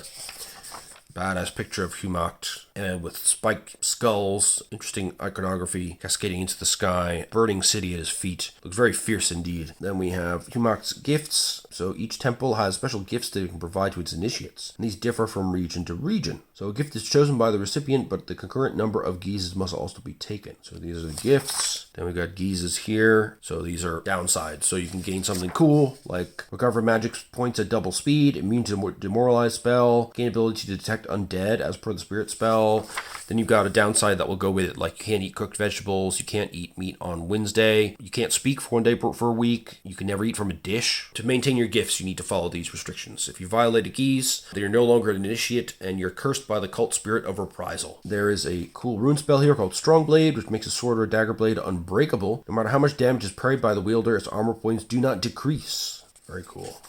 We have a summary table of the initiates of Humacht and what they gain. They gain benefits to skills in one-handed swords, other weapons, worship of Humacht, and their spirit magic is, of course, associated with fighting. Things like blade sharp, demoralize, detect enemies, disrupt, fireblade, heal, parry, etc. Also releasing undead. So you release a soul from an undead binding. You can also stop a resurrection spell from affecting a corpse, including those that form vampires or zombies. Divine intervention, though, can't be stopped by this spell. Pretty cool. Then we have Lambril. Ooh, it's a spooky one. The god of thieves. A near-human resident of Spike during god time, he was scorned by more ancient and powerful gods who had superior magic. In revenge, he secretly robbed and inconvenienced the gods who had spurned him. He's now worshipped by thieves and other lowly types in most large cities of south-central Genertala. So he's got some interesting mythos and history behind him. An interesting reason to be who he is. So lay membership is open to the whole criminal class, wherever the ring of Lambril members makes its home. A lay member can become an initiate if they're a master in one of the Lambril cult skills, is not an initiate in any other cult, and has been a lay member for at least 5 years. You need to have the appropriate seniority or you'll be put off. There's some special spirit magic, including concealing items. You can cause your face and clothing to become exceedingly ordinary and forgettable, so you can pass through a crowd basically without being noticed.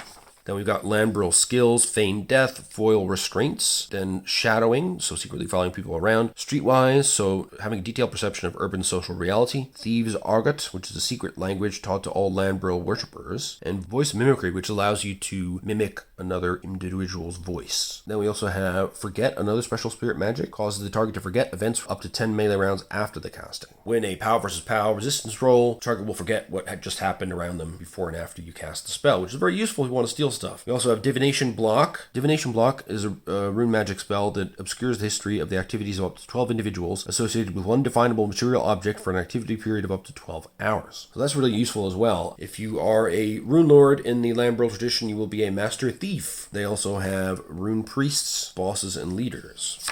They have no subservient cults, but they do have some allied spirits, a few friends for Lambril, so not many associated cults. And there's some miscellaneous notes about special devices that are used by Lambril cultists. They're generally helper devices for thieves, like lockpicking stuff, thieves helpers, which help you enter particular buildings. And of course, as an initiate of Lambril, you gain appropriate skills like dagger, cult lore, speak thieves argot, and the cool cult spirit magic that we saw, like forget, befuddle, all that kind of stuff. And we got Mastakos, the god of movement. So he was captured by Orlanth, the Daliath's Well of Wisdom. He's rarely worshipped in his own right, but he instantly appears to serve Orlanth whenever required. Got a little bit of mythos description. The cult of Mastakos exists largely because of its relationship with other more important cults. Poor guy. Doesn't have much going on for him. So you get a little bit of benefit for being an initiate of Mastakos. You get the ability to drive a chariot. You can jump, you can meditate, and ride a bit better. You get blade sharp, coordination, mobility, and protection, spirit spells. And there are some rune spells as well. Meld form. So a magic fog envelops both supplicant and creature. When the fog dissipates, the creature has vanished completely, and the supplicant is gaining the ability to turn into that creature by use of the Proteus spell, which is the next spell here. So you do that meld form ritual first, and then you're able to transform back and forth between your usual shape and the chosen creature. And they give some examples of how to use that. So that's pretty cool, actually. Poor guy doesn't have a lot of worshippers, but that's a pretty cool spell. We got Odela, the Sky Bear, worshipped by hunters, warriors, and those who must survive in the wilderness. He is best known for his hunt of the Great Sky Bear. Some mythology associated with that. The organization of the cult. Initiates gain appropriate skills in Peaceful Cut, Track, Worship, and Hunter skills that are useful like Detect Life, Mobility, Protection, Slow, Speed Art, Spirit Screen, and Strength. Lane Membership, which requires that you have at least 30% skill with a missile weapon, and you have to be able to hunt things. Initiates are available as well. You can be a Bear Walker, a version of a Rune Lord. There's some Subservient Cults, served by Bear Spirits and Small Air Elementals. Got a Spirit of Reprisal as well if you break any of his tenets. The Sky Bear, which is a celestial body, is known to many cultures. I've got Storm Bull. Look at this guy. He's the Chaos Killer, the god of berserks, the desert wind, the raw power of righteous and purifying rage. The primary purpose of the Storm Bull is to prevent the rise of the devil or any associated form of chaos. Now, here we're getting into some serious background here. A lot going on with him. The nature of the cult. He's known throughout Genertala as a savage bull god who fights against chaos. So quite influential and quite popular. And he hates all chaos. Any chaos is all chaos is a popular cult slogan. They hate the Red Goddess because she accepts and embraces chaos. Amazing picture here of the Storm Bull in his full glory. A nice cute picture of a totem there you might carry as a member of the cult. So lane membership. Obviously you can't be tainted by chaos. You must be armed with magic or weapons. Pay 10 clacks to the priest accepting them. And you must be willing to follow orders. They don't allow bruised ogres, giants, and other things tainted by chaos to join. Initiate membership gets you some more benefits as usual. And you also get a new skill in sensing chaos, so it can only be increased by experience, not by training or research. Basically it allows you to sense chaos and feel them close at hand, but you can only learn it by attempting to use it. You can then become a Stormcon or Bull Priest, which is their equivalent of a Rune Lord. If you're an initiate of Storm Bull, you gain cool stuff like Intimidate bonuses, Sensing Chaos, plus 20. Of course, the Cult Spirit Magic, Demoralize, Detect Enemies, Dispel Magic, Fanaticism, Heal, and Protection. And you have some favored passions as well. Then you have some Subservient Cults, served by Small Air Elementals, many sons of the Storm Bull, spirits that fought for him against the devil, and other spirits of law. Associated cults, including Chalana Arroy, they share the spell Speaking with Herd Beasts. And then we have Valind, so the god of winter, source of the winter powers that sweep over the earth from the north. In the Storm Age, he ruled most of the world, and today he wields great power. He is feared throughout the lands of the north as the god of the Great Glacier. A lot going on with him, including holy days, likes and dislikes. Clearly a powerful god. He's got some special skills, including skate. You can also ski, and these are skis without poles. The skier moves by balancing on the left leg and pushing with the right. You can go downhill, obviously, but also cross country, and you can walk across snowy ground as if you were walking normally. You also have some cool spirit magic at your beck and call, and an additional spell called Cool. You can radiate an area of cool temperature, and there's a rune spell to decrease temperature by 1d6 degrees C for a radius of 10 meters around the caster per point spent. Initiates of Valind will gain useful skills, including Meditate, Skate or Ski, Storm Speech, Survival. Of course, worshipping Valind, you get some cool spells from Spirit Magic. There's some Subservient Cult Spirits, and the Spirit of Reprisal is the Curse of Himine. Then there are associated cults, from which you can get additional spells, including the ability to summon an Ice Demon, called the Holri, and the Frost spell. Each point affects a larger area, and it covers the area with heavy frost until the ground or air temperature rises above 10 degrees. Wow, that's a pretty cool picture there of some trolls chowing down on something. Then we have Waha the Butcher, got a bloody hand, which makes sense. The god of the animal nomads of Prax in the Wastelands. His cult provides the basic lifestyle and survival needs for the tribes of Prax. So again, another popular one with a good amount of background here. The nature of the cult, his likes and dislikes and organization are laid out. Lay membership. All male children of a Praxian tribe join as lay members as part of their puberty initiation. Non-Praxians may join if they're male and untainted by chaos, and then you have to pay as well. You can become an initiate, and there's some requirements for that, obviously. And rune priests are shamans in this tradition. Then we have Khans, who are the Rune Lords. And we have Subservient cults. There's Allied Spirits. Spirit of Reprisal is the Borabo Nightmare, so that sounds pretty bad. Associated cults, he associates with the Storm Bull. And Eritha, the Mother of Herds, gives you the potential to learn the spell, Speak with Herd Beasts again. And some miscellaneous notes about tribes of Prax. We have the Initiates of Waha summary table. So you gain skills in meditation, peaceful cutting, stinging, and spirit combat. Some cool spirit magic, including counter magic, tech spirit, distraction, protection, spirit screen, speed art, and other useful stuff. And then some nomad favored weapons and spells you can use to generate individuals from different tribes, give you an idea of what their primary, secondary, tertiary weapons are and their favorite spells. Then we got Ig, the roaring god, the son of Vadris and the sea goddess Neliomi, destructive and terrifying storm god, cares only for his worshippers and was never conquered. And he's done a lot. in his life for a god, or if you call it a life, existence, at any rate. So lame membership requires that you not be tainted by chaos, that you have magic or weapons, and be willing to follow the orders of the superiors. Doesn't allow any races tainted by chaos, of course. Initiates will gain additional benefits, and the spell of windwalking, which allows you to walk on air. We saw that one before. If you want to be a sea wolf, that's the equivalent of being a rune lord. Also are subservient cults. You have a summary of what you gain as an initiate, so you'll gain skills in cult lore, boat and ship handling, meditation, any weapon plus 20, any other weapon or battle at plus 15, and some cool spirit magic for fighting. Associated cults are Orlanth, Valand, and Dormal. And there's some detail here about the wolf pirates. The cat god Yinkin, half-brother to Orlanth, born of the same mother. Very small cult and is normally worshipped through Orlanth as an associated cult. Shadow cats are sacred to the Yinkin cult, and Orlanth, they are forbidden from harming these creatures. So, since it's more of a sub-cult, a little bit less detail here, typically worshipped, as they say, through Orlanth, but you can be an initiate specifically of Yinkin, which will get you the ability to speak beast speech and plus 20% to track, as well as some useful spirit magic. If you want to be an Alinx priest, that's their equivalent of god talkers. Rune priests are also called Alinx priests. She is served by feline spirits of all sizes and forms, but there's no spirit of reprisal. But priests can ask Orlanth to send his spirits of reprisal against those who betray Yinkin or his cult. And there are some associated cults as well. And there you go, that's the Lightbringers. So 19 cults covered in one volume, and you can see each one. I mean, there's huge amounts of new aspects that you can look into for your characters. Very, very cool. All right, now let's take a look at the Earth Goddesses. So again, we'll just take a brief look at each cult. So this one has 16 different cults and deities. Talks a little bit about the themes. Here we have themes of childbirth, death, sex, societal and gender roles, vengeance, questions of life and afterlife. May or may not be interesting to members of your table, so think about that before you introduce different cults. And now we have the wisdom of the Earth Priestess, sort of devotional statement here.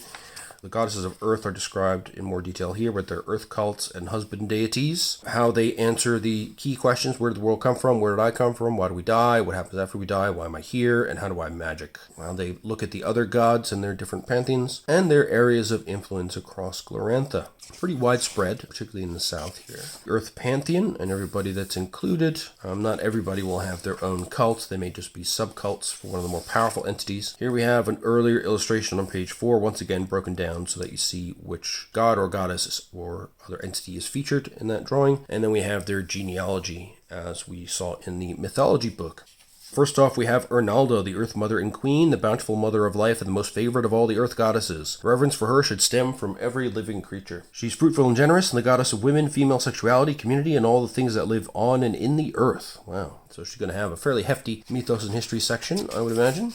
And indeed, that is the case. A lot of detail about the nature of the cult and its organization, because it's quite a large one. Lay membership is very open and general. Lay members are required to join in the weekly services and sacrifice 1 magic point. You get gifts from the goddess, like procreation, sowing seeds, and harvesting food without angering the earth deities. And you become an initiate to learn some useful skills, spirit magic, and of course rune spells. God Talker is known as a wise woman or part-time priestess. Then you have earth priestesses, who are healers and leaders of fertility rites, providing blessings and succor, and they can gain enchantments, and the spell Summon Snake Daughter must be cast over at least 3 cubic meters of earth, and summons a snake daughter that rises from the earth, and is not under the command of the caster unless command cult spirit is cast, but defends the caster and fellow cultists against any enemies. When the spell is over, the snake daughter submerges back into the earth. Got a bunch of subservient cults here. Cool little figure carving there. Birthing spell, which when cast on a pregnant creature, the spell allows a safe and painless pregnancy and delivery of a healthy child. Can be stacked with blessed pregnancy and pregnancy spells. You got no lineage, so this gives you the caster the exact lineage, family, and tribe of the target, if they're an initiate of Ernalda or one of her associated cults. Pregnancy spell, which allows the target to bear a child to term, even if that would normally not be biologically possible. The spell can be combined with blessed pregnancy, and notes that males give birth through the navel, so even males can be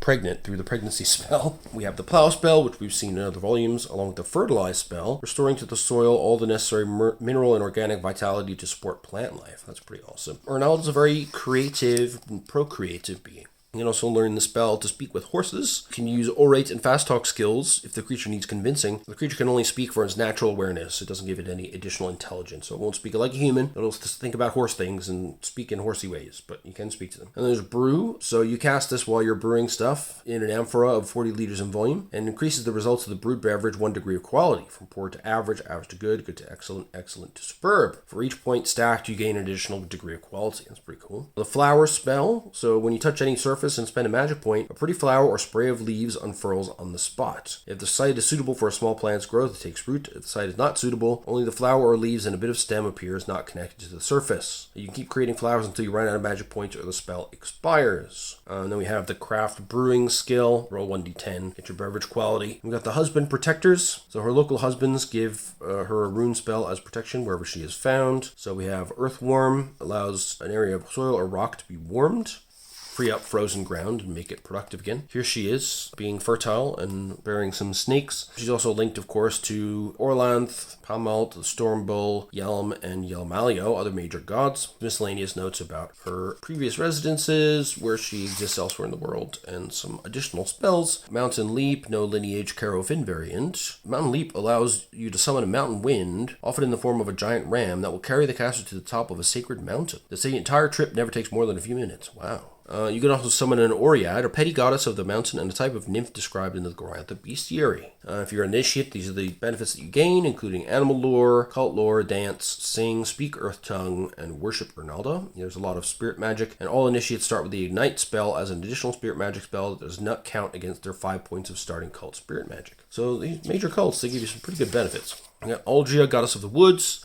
She's the mother of elves and dryads as well, who are her servants in the forest. She commands everything within the woods, including plants, animals, glades, glens, emptiness and shadow, ghosts, and spirits. She again has a very significant amount of history associated with her and a great deal of detail about the cult and the temple organization. Then we have the subcult of plants. So this is all the immobile children of Aldria, all forest, foliage, and flora. And the cult of the forest is the lay membership. So all elves, dryads, runners, and pixies are automatically members upon birth. Beastmen, dragonus, ducks, and humans may sometimes join, but you have to pass the gardener's examination. We'll make sure through divination that the foreigner harbors no ill intent in mind or heart. You can then become shamans, so you can belong to any subcult and go to the gardener's council and ask to be made a shaman. You can only get certain types of spirit magic, unlike most shamans. There's some rune magic as well. Absorption, accelerate growth, animate war tree, which is a special type of tree using the create war tree spell. It costs 1 war tree to awaken and become capable of motion in combat. Divination, heal body, plant spy, sanctify, silent sphere, and tangle thicket. So Chameleon allows you to blend into the background, permitting use of the hide skill even while moving. Create War Tree awakens a spirit within a special type of tree, so you can create War Tree for 1 point and then cast Animate War Tree. Plant Spy converts a plant into a remote spy by making its leaves transmit sound and touch to the caster. Otherwise, the plant looks totally normal. You can also create a silent sphere up to 3 meters in radius and centered on the target. No sound can pass through the barrier. It is normally used to allow the target to slip silently through the woods and elude the detection of enemy guards. And then there's Tangle Thicket, finally. This one spells require seeds so special and rare that usually only 1d6 seeds are available per year to any one shaman or gardener. The seeds, however, will keep indefinitely. So when you throw the seeds onto arable ground, each seed grows into a 3-meter cube of impenetrable thicket. It takes 15 minutes to reach maturity, but you can use accelerate growth, and then it takes only 7 melee rounds. People have to cut through to get to you, basically. They're blocked off by this. There's another spell here. If you get High King Elf Initiate membership, you can get Arrow Trance as a rune spell, merging the caster's consciousness with their bow, entering a trance in which only things that exist are bow and targets. This doubles the caster's bow attack skill, although you can use no other weapons and cannot parry nor use the bow as a club. You can cast only bow-related magic, so multi-missile, speed art, etc. They cannot cast healing except to heal their elf bow. Potentially very, very powerful for bow users, but you can't do anything else except bow stuff.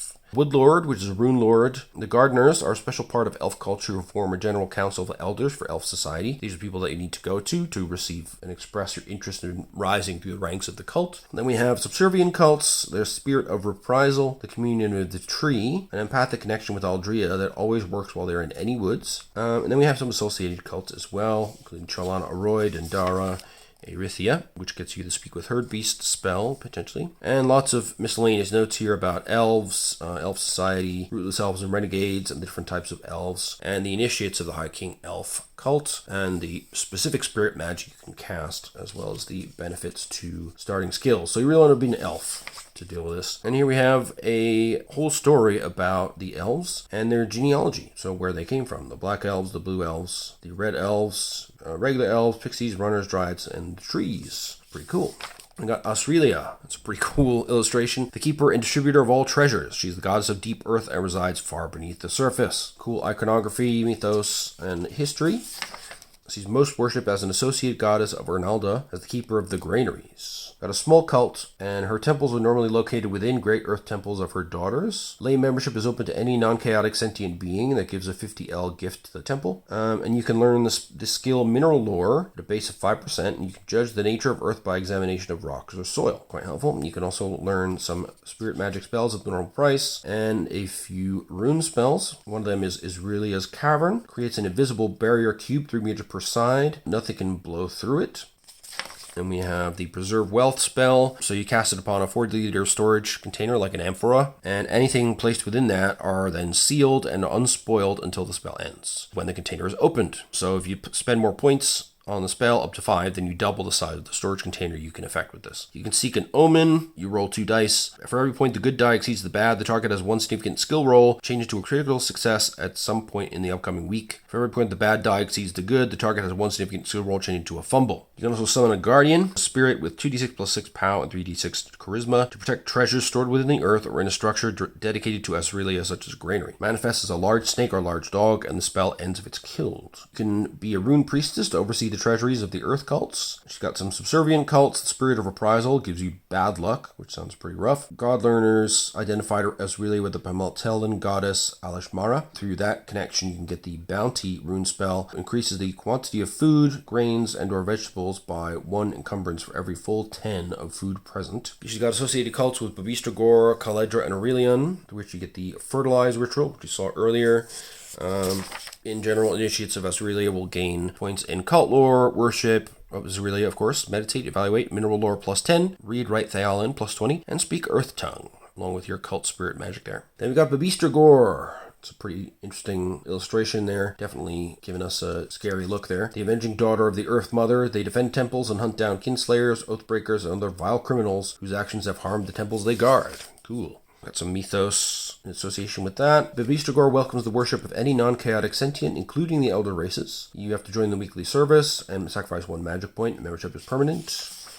Oh, that's a really cool illustration. Licking blood off her hands while the axe seems to have drawn a pattern of blood, and she's standing on a pile of corpses. Pretty badass, I gotta say. Initiate membership, of course, is possible, but you must be female and have been a lay member for at least 3 seasons. You must have participated in a battle or personal combat and performed credibly, and then you have to pass the standard test. You can also become an axe maiden, which they're equivalent of a rune lord, and that can give you access to some enchantments. There are subservient cults related to Babistagor as well. So initiates will gain skill points in one-handed and two-handed axes, cult lore for Babistagor, intimidate, meditate, speak earth tongue, and worship of Babistagor. Spirit magic is to do with healing, strength, vigor, and blade sharp, and there are associated cults as well, and some miscellaneous notes about elves and Babistagor. Then we got Caledra and Aurelion, the volcano twins. So they're at the center of the peculiar faith of Caledra land, the southwestern portion of the Holy Country.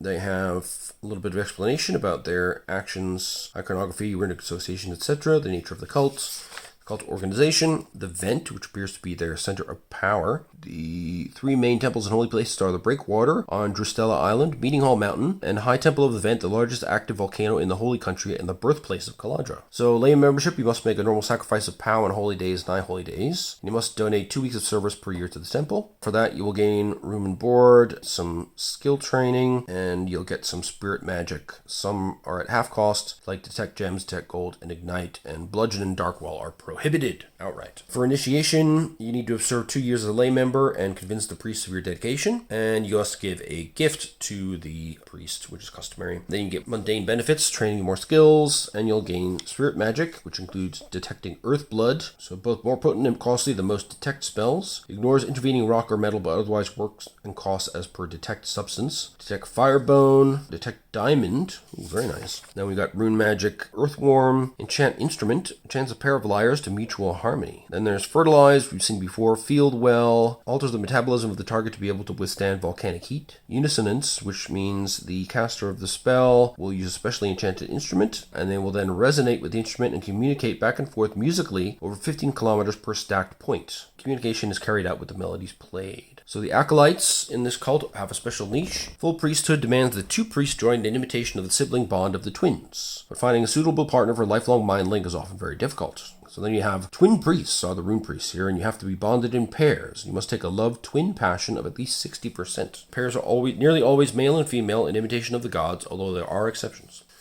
So that's quite difficult to make that happen. But as an initiate, you gain occult lore in these two twinned gods. Meditate, mineral lore +10, playing the lyre, singing, speaking earth tongue or fire speech, weapon skills in axe, spear, or javelin, and worship of Caladra and Aurelian. And you get those cool spirit spells to detect precious things. You have some associated subservient cults as well, which can get you some additional spells, including Heat Blast. You can use Warmed Earth, either naturally or magically, to cause a blast of heat to erupt from the ground, or you can create a Diamond Edge, which gives plus 40% to the skill of the wielder for stone carving and excavating. Wow. We got the Cult of the Bloody Tusk, Cult of the Tusk Riders. So this religion is extremely cruel and brutal and provides terrible magic to the worshippers at the cost of their victims' souls. Okay. There is a new skill here. They've got the Bloody Cut, which is a manipulation skill base 0%. Slaughtering skill used to dispatch both animals and capture prisoners. It must cause the greatest trauma and pain so that the spirit of the beast is stunned and may be trapped within part of its body. The Bloody Cut is intended to be combined with the Death Binding enchantment. Yikes. When the skill is successfully combined with the Death Binding enchantment, 1 point of power must be sacrificed. The victim's spirit is trapped and bound within its tail or hand if humanoid. Spellcaster can use the victim's magic points to cast spells and can cast the victim's spells, if any. The magic is not available to anyone but the Tusk Rider who created the enchantment, which is broken if a burial ceremony, such as the Hunter God's Peaceful Cut, is intoned over the animal's tail or hand, or if it is destroyed. Well, that's quite a malicious skill. Potentially very, very powerful. Tusk Riders are not recommended as player character adventurers, thus no guidance is provided for beginning as initiate of the Bloody Tusk cult. Well, that makes sense. They are pretty gross. Their spells are Pain Tooth. So this spell causes any hit that penetrates armor to incapacitate the location struck in addition to normal damage. Next, you got Seal Wound, causing a weapon to heal damage that cannot regenerate or heal magically, but must be healed normally over time. You got Appease Earth, perform sacrifices to the Bloody Tusk, and the Death Binding ritual aforementioned. So yeah, I wouldn't want my players to be part of this cult either. Got Donandar, God of Music, Dance, and Theater. Very cool illustration there. I really like that. It's kind of a slightly stoned-looking lyre. Some mythos and history about Donandar. And the lay membership gains the skill of voice and mimicry. A lay member who has 90% in a cult skill or who has served in the cult for 7 years can attempt to be an initiate. You then gain some spirit magic. Blade, Sharp, Coordination, Glamour, and Heal are at half price. And some rune magic as well. There's some new ones, including group dance. Basically, you do a dance and then other people will start to do it too. And they can't help themselves. There's also Harmonize. So if you overcome the target's POW, the target mimics the caster's movements exactly. You could sort of walk in a direction that's perfectly safe for you, but makes them walk off a cliff, and they have to follow you. So that's pretty cool. I like spells that give you creative tactical options. Switch Places, that also does the same thing. So you cast an apparition created through the Illusory Sight rune spell, and you trade places with the apparition. That's very cool. You cast an illusion, swap places with it, do a surprising attack, or get yourself out of dodge. Very neat. A player is a rune priest in this tradition. They have subservient cults, including allied spirits, Donandar's half-brothers, Skovari and Malamin. True Tune. So you cast it on a string musical instrument, which glows, and double the skill of anyone who attempts to play that instrument. If you're an initiate Donandar, you get Act +10, Charm +10, Cult Lore +15, Dance, Play Instrument, Sing, and Worship. Cult Spirit Magic, Blade Sharp, Coordination, Glamour, and Heal are favored. And then we got some miscellaneous notes about the Puppeteer Troop, Worship Services. Then we get Iritha, the herd mother, mother of all cattle, including the herd beasts of Prax, source of fecundity and rich milk for all hoofed and horned animals. So she's well known throughout Glorantha and pretty popular. A lot of people are going to be herders out there. So there's no formal cult hierarchy as such. In Orlanthi land, she's typically worshipped as a subcult of Ernalda. Lay membership, if you're among the people of Prax, it's assumed that all people are lay members of the cult if they live with the tribe. For each person benefits from the goddess's gifts and worships her for it. So that's pretty awesome for her, right? You get loads of believers for nothing. Well, not for nothing. She has to do things, but, you know, she gets followers automatically. Initiate membership requires that a person has been a lay member in good standing and be a female member of the tribe. Can get some cool rune magic, including Speak with Herd Beasts, which we've seen before. Again, like the Speak with Horses one from earlier, the creature can only speak from its natural awareness. It doesn't get intelligence, so it can't give you detailed humanoid statements about things, but it can give you its sense impressions. Hero Sisters are the god talkers of the Iritha cult as such, and Herd Priestesses are the rune priestesses of the cult. Then we have some subservient cults, Spirit of Reprisal as well, which apparently is tantamount to a death sentence in the harsh lands of Prax, so don't leave her good graces. That would be my recommendation. Then Initiates of Iritha, so you gain cult lore, Herd +15, Sing +10, Meditate, Understand Herd Beasts, Worship Iritha. Cult Spirit Magic includes Fart, See, Heal, Slow, and Spirit Screen. You also get Ignite for no additional cost. You have the Summon Snake Daughter spell as well available in the subcults. We got Flamal, the father of vegetation. He begat all the many plant goddesses of the universe. He was reborn when time began, bringing joy and fruitfulness to all in the world, whether they worshipped him or not. Okay. So, Flamal is a small cult and only commonly found where elves are strong and where the earth cults are most powerful. Lay membership is open in general. Any non-chaotic sentient is welcomed. That's cool. You can learn plant lore at half price. Aldrion may receive training for free. Initiates, but you can't be any chaos-based or chaos-tainted being. You have to have the plant rune at least at 50%. If you're not tied to the rune, you must pay the fee. Have a skill in plant lore above 50 and succeed in a POW times 5 or less on D100. Then you can gain some spells, including Sprout. Causes the seed to immediately quicken and sprout roots over 15 minutes. The infant plant grows and expands until its tiny shoot unfurls leaves at the spell's end. It affects any whole seed, even if cooked, cracked, or diseased, bringing it back to life. Oh, that's nice. The Seed Father is their rune priesthood, subservient cults as well. Spirit of Reprisal will give you a blight on your crops, so that's really bad. Initiates of Flamal will get cult lore, and of course, dance plus 10, meditate plus 5, plant lore plus 20, sing plus 10, worship of Flamal plus 20, and you got spirit magic of befuddle, counter magic, heal, and vigor. And the associated cults give you some additional spells like Molder, which can cause fungus disease on the target area, Scum, which can cause water to be infected with algae, and Proliferate, which will cause a living being to produce 1d6 times as many offspring as usual. Wow. So a dog would have 76 puppies instead of 6 to 8. That's quite an abundance. The grain goddesses, the goddesses of the land, all are similar and each has given birth to her own special grain. We've got an extensive mythos and history here, the spreads of grain detailed through these different types. The nature of the cult describes the Genertalan grain goddesses and the Pemaltelan grain goddesses, the two different continents of Glorantha. We have the organization of the cult, initiate membership, and lay membership. So lay membership is very open in general, and most farming communities, you can assume that everybody worships these goddesses at some level. An initiate of Arnalda or Dendara is automatically an initiate of the local grain goddess wherever they travel. Otherwise, you have to go through some stuff to gain those benefits. If you want to be a god talker, you can become a wise woman. They replace priestesses in the cults of the grain goddesses. The priestesses of Arnalda or Dendara serve as the priestesses for the grain goddesses, as the cults are so related in many aspects that they're combined on that level. And there are some subservient cults, including Ezrola, Frona, Pralora, Pelora, Everina, Ralia, Seshna, Lakita, Slanta, and Teshna. Associated cults, including, of course, Arnalda. Her husband deity, Argar, Flamal, and Midlinster. Then they've got the Brew spell, Earthworm, are available through these relationships. Initiates of the grain goddesses receive cult lore, farm plus 20, dance plus 10, plant lore. Spirit magic includes heal, second sight, shimmer, and vigor. And then some various grains. Then we got Marin Gore, the Earth Shaker. The goddess of the earthquake, represents the destructive side of the Earth Mother. So she's got some interesting mythos and history. So recognized throughout much of the world, and is especially important in Dragon Pass. An entire tribe of wild robbers worship her. In the rare and grim areas where she's worshipped for herself, temples may be of any size. Lay membership is welcome to any non-chaotic sentient, including all the elder races. You have to offer at least 3 clacks worth of meter drink to the priestesses, and then you're a permanent lay member. Initiates, if your parents were an initiate, you can be that automatically. Otherwise, you have to pass the standard test and sacrifice a point of POW to get a rune point with the goddess. If you want to go further, you can be a dancing woman who was a god talker in the Marin Gore tradition.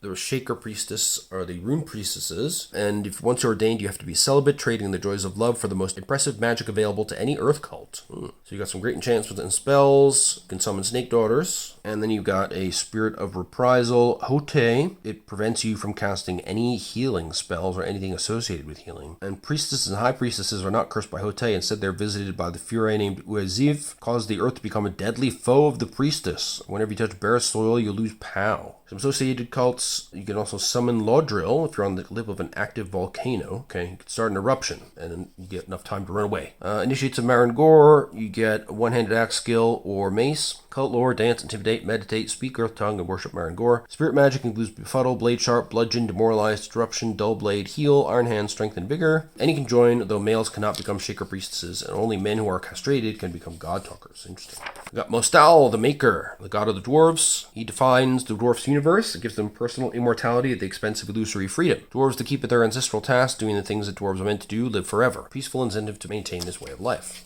Interesting. We've got the nature of the cult, likes and dislikes, their organization. So talks about how different dwarf strongholds and specialties link in with this cult. Dwarf sorcery called Maker Magic is conceptually like sorcery but involves a different set of techniques. So you have different subtypes like changing states of matter, stabilizing a substance, measuring a substance, shaping a substance, separating substances to divide, cut, or separate them, or join two or more pieces of the substance together into one. They've got some sample dwarf spells like producing flame, stabilizing heat, stabilize magic point matrix, stabilize a mind, stabilize glass, stabilize potion, cut stone, measure stone, shape stone, stabilize magic, store sorcery, command dinosaur, forge Jolanti, stabilize life, cut iron, shape iron, stabilize iron.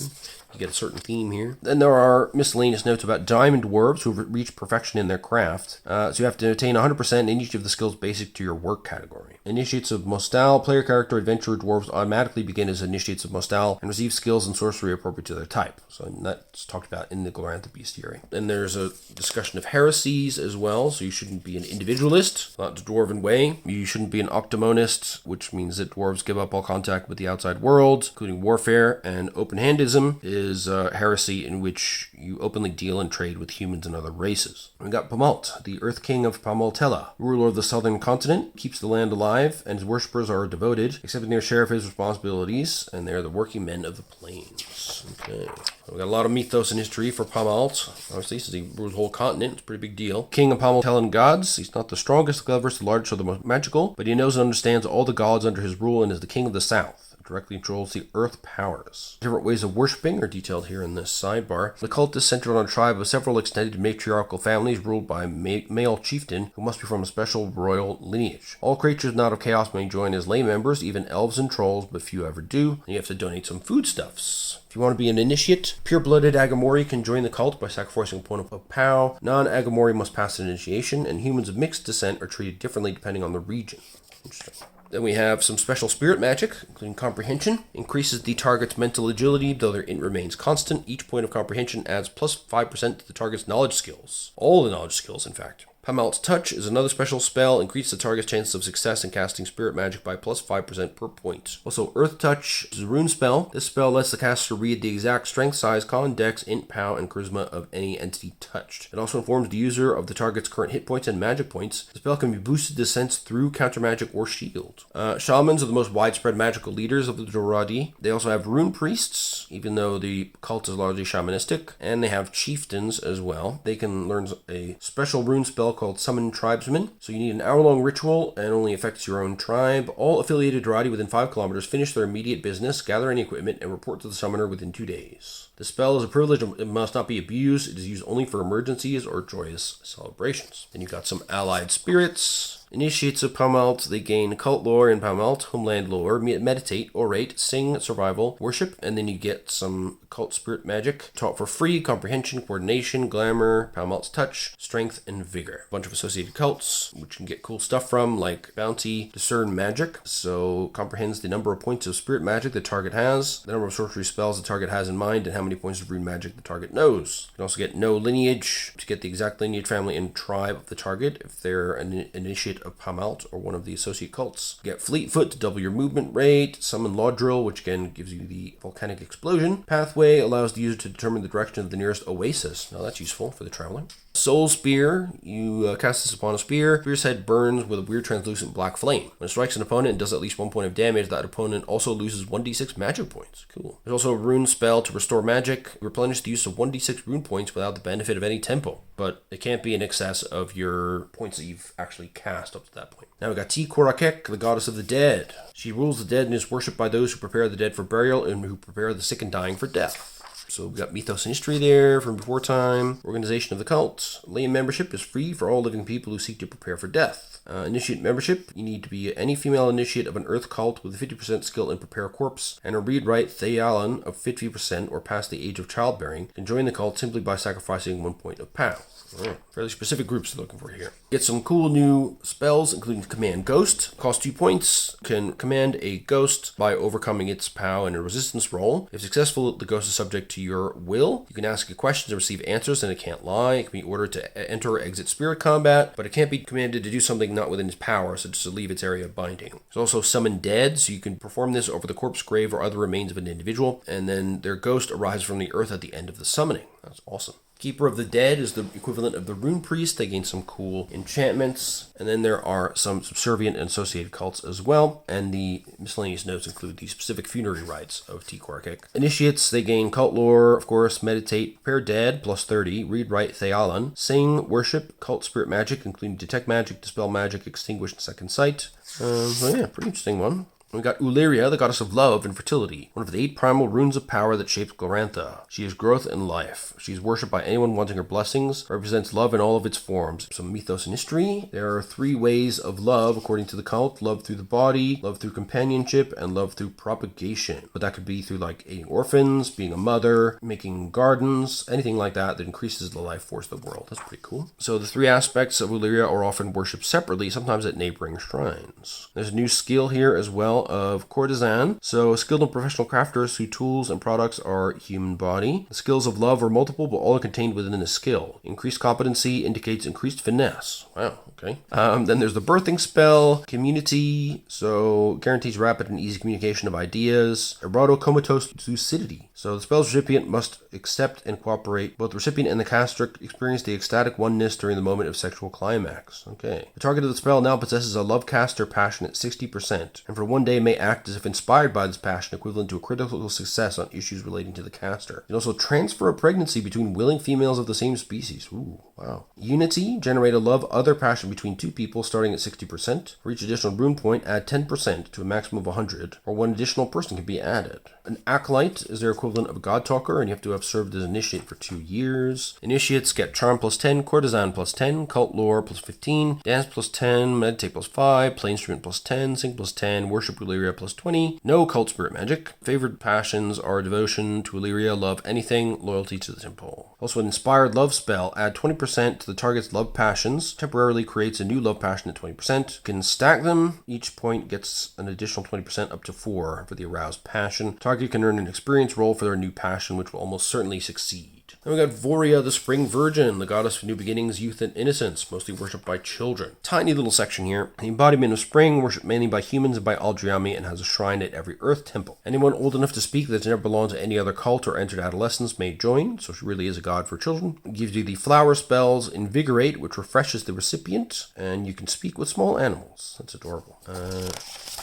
And that's it. So that is the Earth goddesses, and now we have the Lunar Way, finally, which is the most recent release in this line. It's very, very cool. The Lunar Way, Player's Guide to the Deities of Red Moon. Each cult dives deep into the mysterious and misunderstood lunar gods. We have 15 new cults, an expanded treatment of the Cult of the Seven Mothers, rules to create brand new RuneQuest adventurers belonging to these cults, details of the unique organization, a new and unique lunar magic system, expanded rules for lunar sorcery, and the history of the lunar gods, the lunar empire, the Red Emperor, and details for adventuring on the surface of the Red Moon itself. So there's a lot going on in this book, and I don't want to spoil too much of it, so we'll just buzz through the details here, but there is a lot of coolness to be found here. There's use for both players and game masters here. They talk about the celestial mythology, the importance of the Red Moon, which is a big part of the Lunar Way, of course. We have the typical illustration of the main cult, which will then be broken down for us later on. Bit of verse here about the 7 steps, the Lunar Way, and what that means, and the different lunar cults of which it is comprised, and the Lunar Way's answer to the key questions. Where did the world come from? Where did I come from? Why do we die? What happens after? Why am I here? And how do I do magic? And what the Lunar Way thinks of the other gods. Here we see the Lunar Empire and their influence, which is mainly in the land of Peloria, a bit of influence in Fronella, and some influence spreading out into Dragon Pass, with some efforts at expansion into that direction. And we have details of all the elements of the Pantheon. The Lunar New Year ceremony is described here on the sidebar as well. Then we have, again, as I predicted, the drawing for page 4 is labeled. So we have the lunar deities depicted. Spider-Woman at the center, Alone in the Underworld, the Descent, the Empty Victory, the Full Victory, Return Triumphant, Sky Bear, Liberation. And of course we got the big red bat here. And we have the genealogy of the lunar deities, as we saw in the mythology book. There we got some background on the Lunar Empire. So we've got the Heartlands here, where the Lunar Empire is strongest, and then the Outer Reaches, where they are expanding or have substantial influence but are not quite as strong. Each of these areas has its own local subdivision, satrapies, and provinces.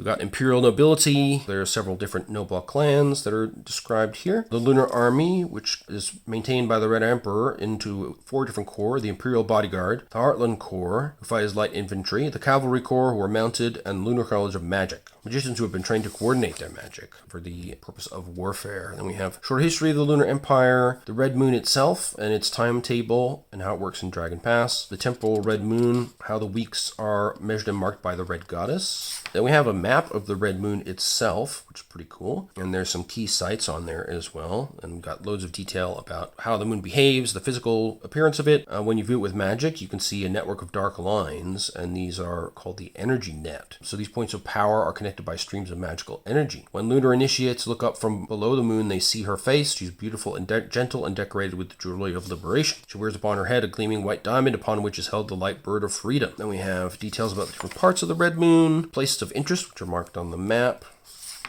And we have the ancient moon religion. So this was in the before time as we know it. There was a moon goddess. She was destroyed, dismembered, and otherwise cast down, yet rose again and again. Worshippers were conquered, enslaved, and otherwise scattered. This brought about an imbalance in the universe, which brought about the fall of the sun and the destruction of all the world. It was a natural part of the cyclical cosmos. In either case, the universe ended and everything would have been destroyed except for the secret of the last form of the oppressed lunar goddess, rebirth. Through her maimed body was born again the light of life. And then we have how this went through all the different eras into the Red Goddess era, which has been over 400 years so far. And then we have the cults themselves. So the 7 mothers. Again, we're following the format laid out in the mythology book. Their iconography. So we see that the cults are expanded on a bit more in this book. It's a bit thicker than the other 2 volumes because the Lunar Empire has their own culture, their own type of sorcery, which is described here. So got different types of effects on magic point expenditure depending on the phase of the moon, which is shown here on the lunar times table. If you're a lay member of the 7 mothers, you can get some mundane benefits. If you're an initiate, you must be in good standing and a lay membership for at least 49 weeks. Then you will gain some sorcery, including also some rune magic and lunar cyclical magic. Acolytes are part-time rune priestesses. They serve as missionaries or spiritual guides in the frontier lands. Rune priests are commonly titled priestesses, although may use the masculine form if they desire. Both are used interchangeably in this text. You can have chiefs and high priests and rune lords as well. So it's a big cult. Subservient cults include cult spirits, allied spirits. There's a spirit of reprisal and subcults of individual mothers, since there are 7 of them. And they're all detailed here. And then the linkage with other lunar cults, the Red Goddess, Eteries, Honiel, etc. And miscellaneous notes about the lunars and the chaotic balance, which is part of their religion. The lunars, chaos, and their enemies. Chaos is looked down upon in many of the other cults that we've seen. And here we see the locations of lunar temples and the lunar glow line. Then we have initiates of the 7 mothers. They get cult lore, 7 mothers, meditate, read, write New Pelorian, sing, speak New Pelorian, and worship 7 mothers. Spirit magic is befuddle and glamour plus any other 1-point spell. And they got some miscellaneous notes about lunar weapons and the white moon. It's a missionary teaching that has become more popular. Then we got the Crimson Bat, who is the steed of the Red Goddess and who looks amazing. So she found him in the deepest pits of the underworld and bound it to her service. She returned riding the Crimson Bat and brought terror and madness to her enemies. Lunar historians refer to this battle as the first battle of chaos, and use that day, Freeze Day, as the feeding day for the bat. The cult was formed by the Red Goddess to care for and to feed the bat. The bat is evil. Not even lunar citizens claim otherwise. Cool. Join the cult, you must acknowledge the power and might of the Crimson Bat of the Lunar Empire and provide the bat with a sentient being to sacrifice. Well, it has to be sentient. Wow, that's real bad. To be initiated, you have to have all the standard requirements and attend the next feeding of the bat and donate all worldly goods to the cult. There's a 99% chance that the bat will accept the initiate. 1% of the time, the bat rejects them by draining all their power and devouring their body. So watch out for that one. You can get some cool rune magic though. Bat wings works only on initiates and rune masters of the Crimson Bat. Causes a pair of large crimson bat wings to grow out of your back, which allow you to move with flight at a rate of 12. Or the wings are for all purposes part of the possessor's body. They have a 3-point armor skin and hit points equal to their possessor's arms. Use the Wind Children hit location table from then on. You can also grow fangs, base 50% chance to hit and 2d6 damage. Plus they secrete acid with potency equal to the target's con. Glow Spot. Target will act as a glow spot with a radius of 20 meters. Power Drain Crimson Bat variant. So you can drain magic points by touch. You overcome the victim's power and then touch them. They lose 1d6 magic points and the target gains them. Spell recipient can make 1 draining touch attack every melee round. Cool. Feeders are the names for rune lords in the Crimson Bat tradition. They also have rune priests, and there's a new skill called Bat Mastery. Successful use of this skill brings the bat back under the control of the cult should the bat ever break the binding spell wrought by the red goddess. Bat Mastery may be learned through experience, but it is only taught to 90%. A priest will gain 5% in the skill for every 4 weeks they spend learning. They must accompany the bat to study. Oh, cool. Oh my god. All these people being fed into its mouth. So there's subservient cults, including the little bats. These are spirits that look like small red bats, and they have spirit combat skill of POW times 5, int and charisma of 2d6 plus 1, and POW of 3d6 plus 6. In physical combat, they have 1 hit location with 2 points of armor and 2d3 hit points, but do not make physical attacks. Then we got associated cults, including the Primal Chaos, Red Goddess, and the Seven Mothers. Feeding the bat is described in additional detail in the Glorantha Bestiary. Must be fed approximately 25 living sentient beings each week on Black Moon Day. So the bat can be destroyed in its physical form, but it can be summoned anew by difficult rituals personally performed by the Red Emperor. The Crimson Bat roams the borders of the Lunar Empire, stopping every week or so in a new area. That will cause various effects, including people trying to fight it off and get eaten. They can be captured, they can hide, or they can flee. The Crimson Bat must follow the orders of the High Priest or any order given correctly via the Bat Mastery skill. You also get the Glow Spot effect. At full ability, the glow spot of the bat extends for some 20 kilometers, filled with a bright red light emanating from the bat. The light is visible day and night. So it's a Chaos cult and is not recommended for adventurers to start as initiates of such a cult. Now, Dan 5 Zeron, associated with the Crescent Come Moon, bloodthirsty outlaw who volunteered for the most dangerous task in the ritual of recreating the goddess, friend of the ferryman of the dead. We have some history and mythos. There's strong ties with his parent organization, like most lunar cults. Anyone who voluntarily accepts Dan 5 Zeron's discipline is welcome to join. Few do, unless the alternative is worse. Okay. Initiates require obedience, celibacy, purification through self-mortification, which is damaging your own body. No stealing, no harm to others, and you must never speak something false, or you will have your tongue removed. You gain the spell Resist Pain, which makes you immune to pain. You're not healed from damage, though. You'll still die if your hit points are reduced to 0, or you take triple or more damage in the head, chest, or abdomen. Silver Track gives the ability to track magically for the next 8 hours, and sees the trail glowing with a silvery glitter. Overseers are the rune lords in this tradition. Subservient and associated cults. Some new spells. Agony causes agony, makes sense. Sticks to shore, summons Jesset the ferryman in his boat to the shore, can carry people over to the underworld. We've got a Hunter Prey Link. For the duration of the spell, the target will not be caught by the pursuers.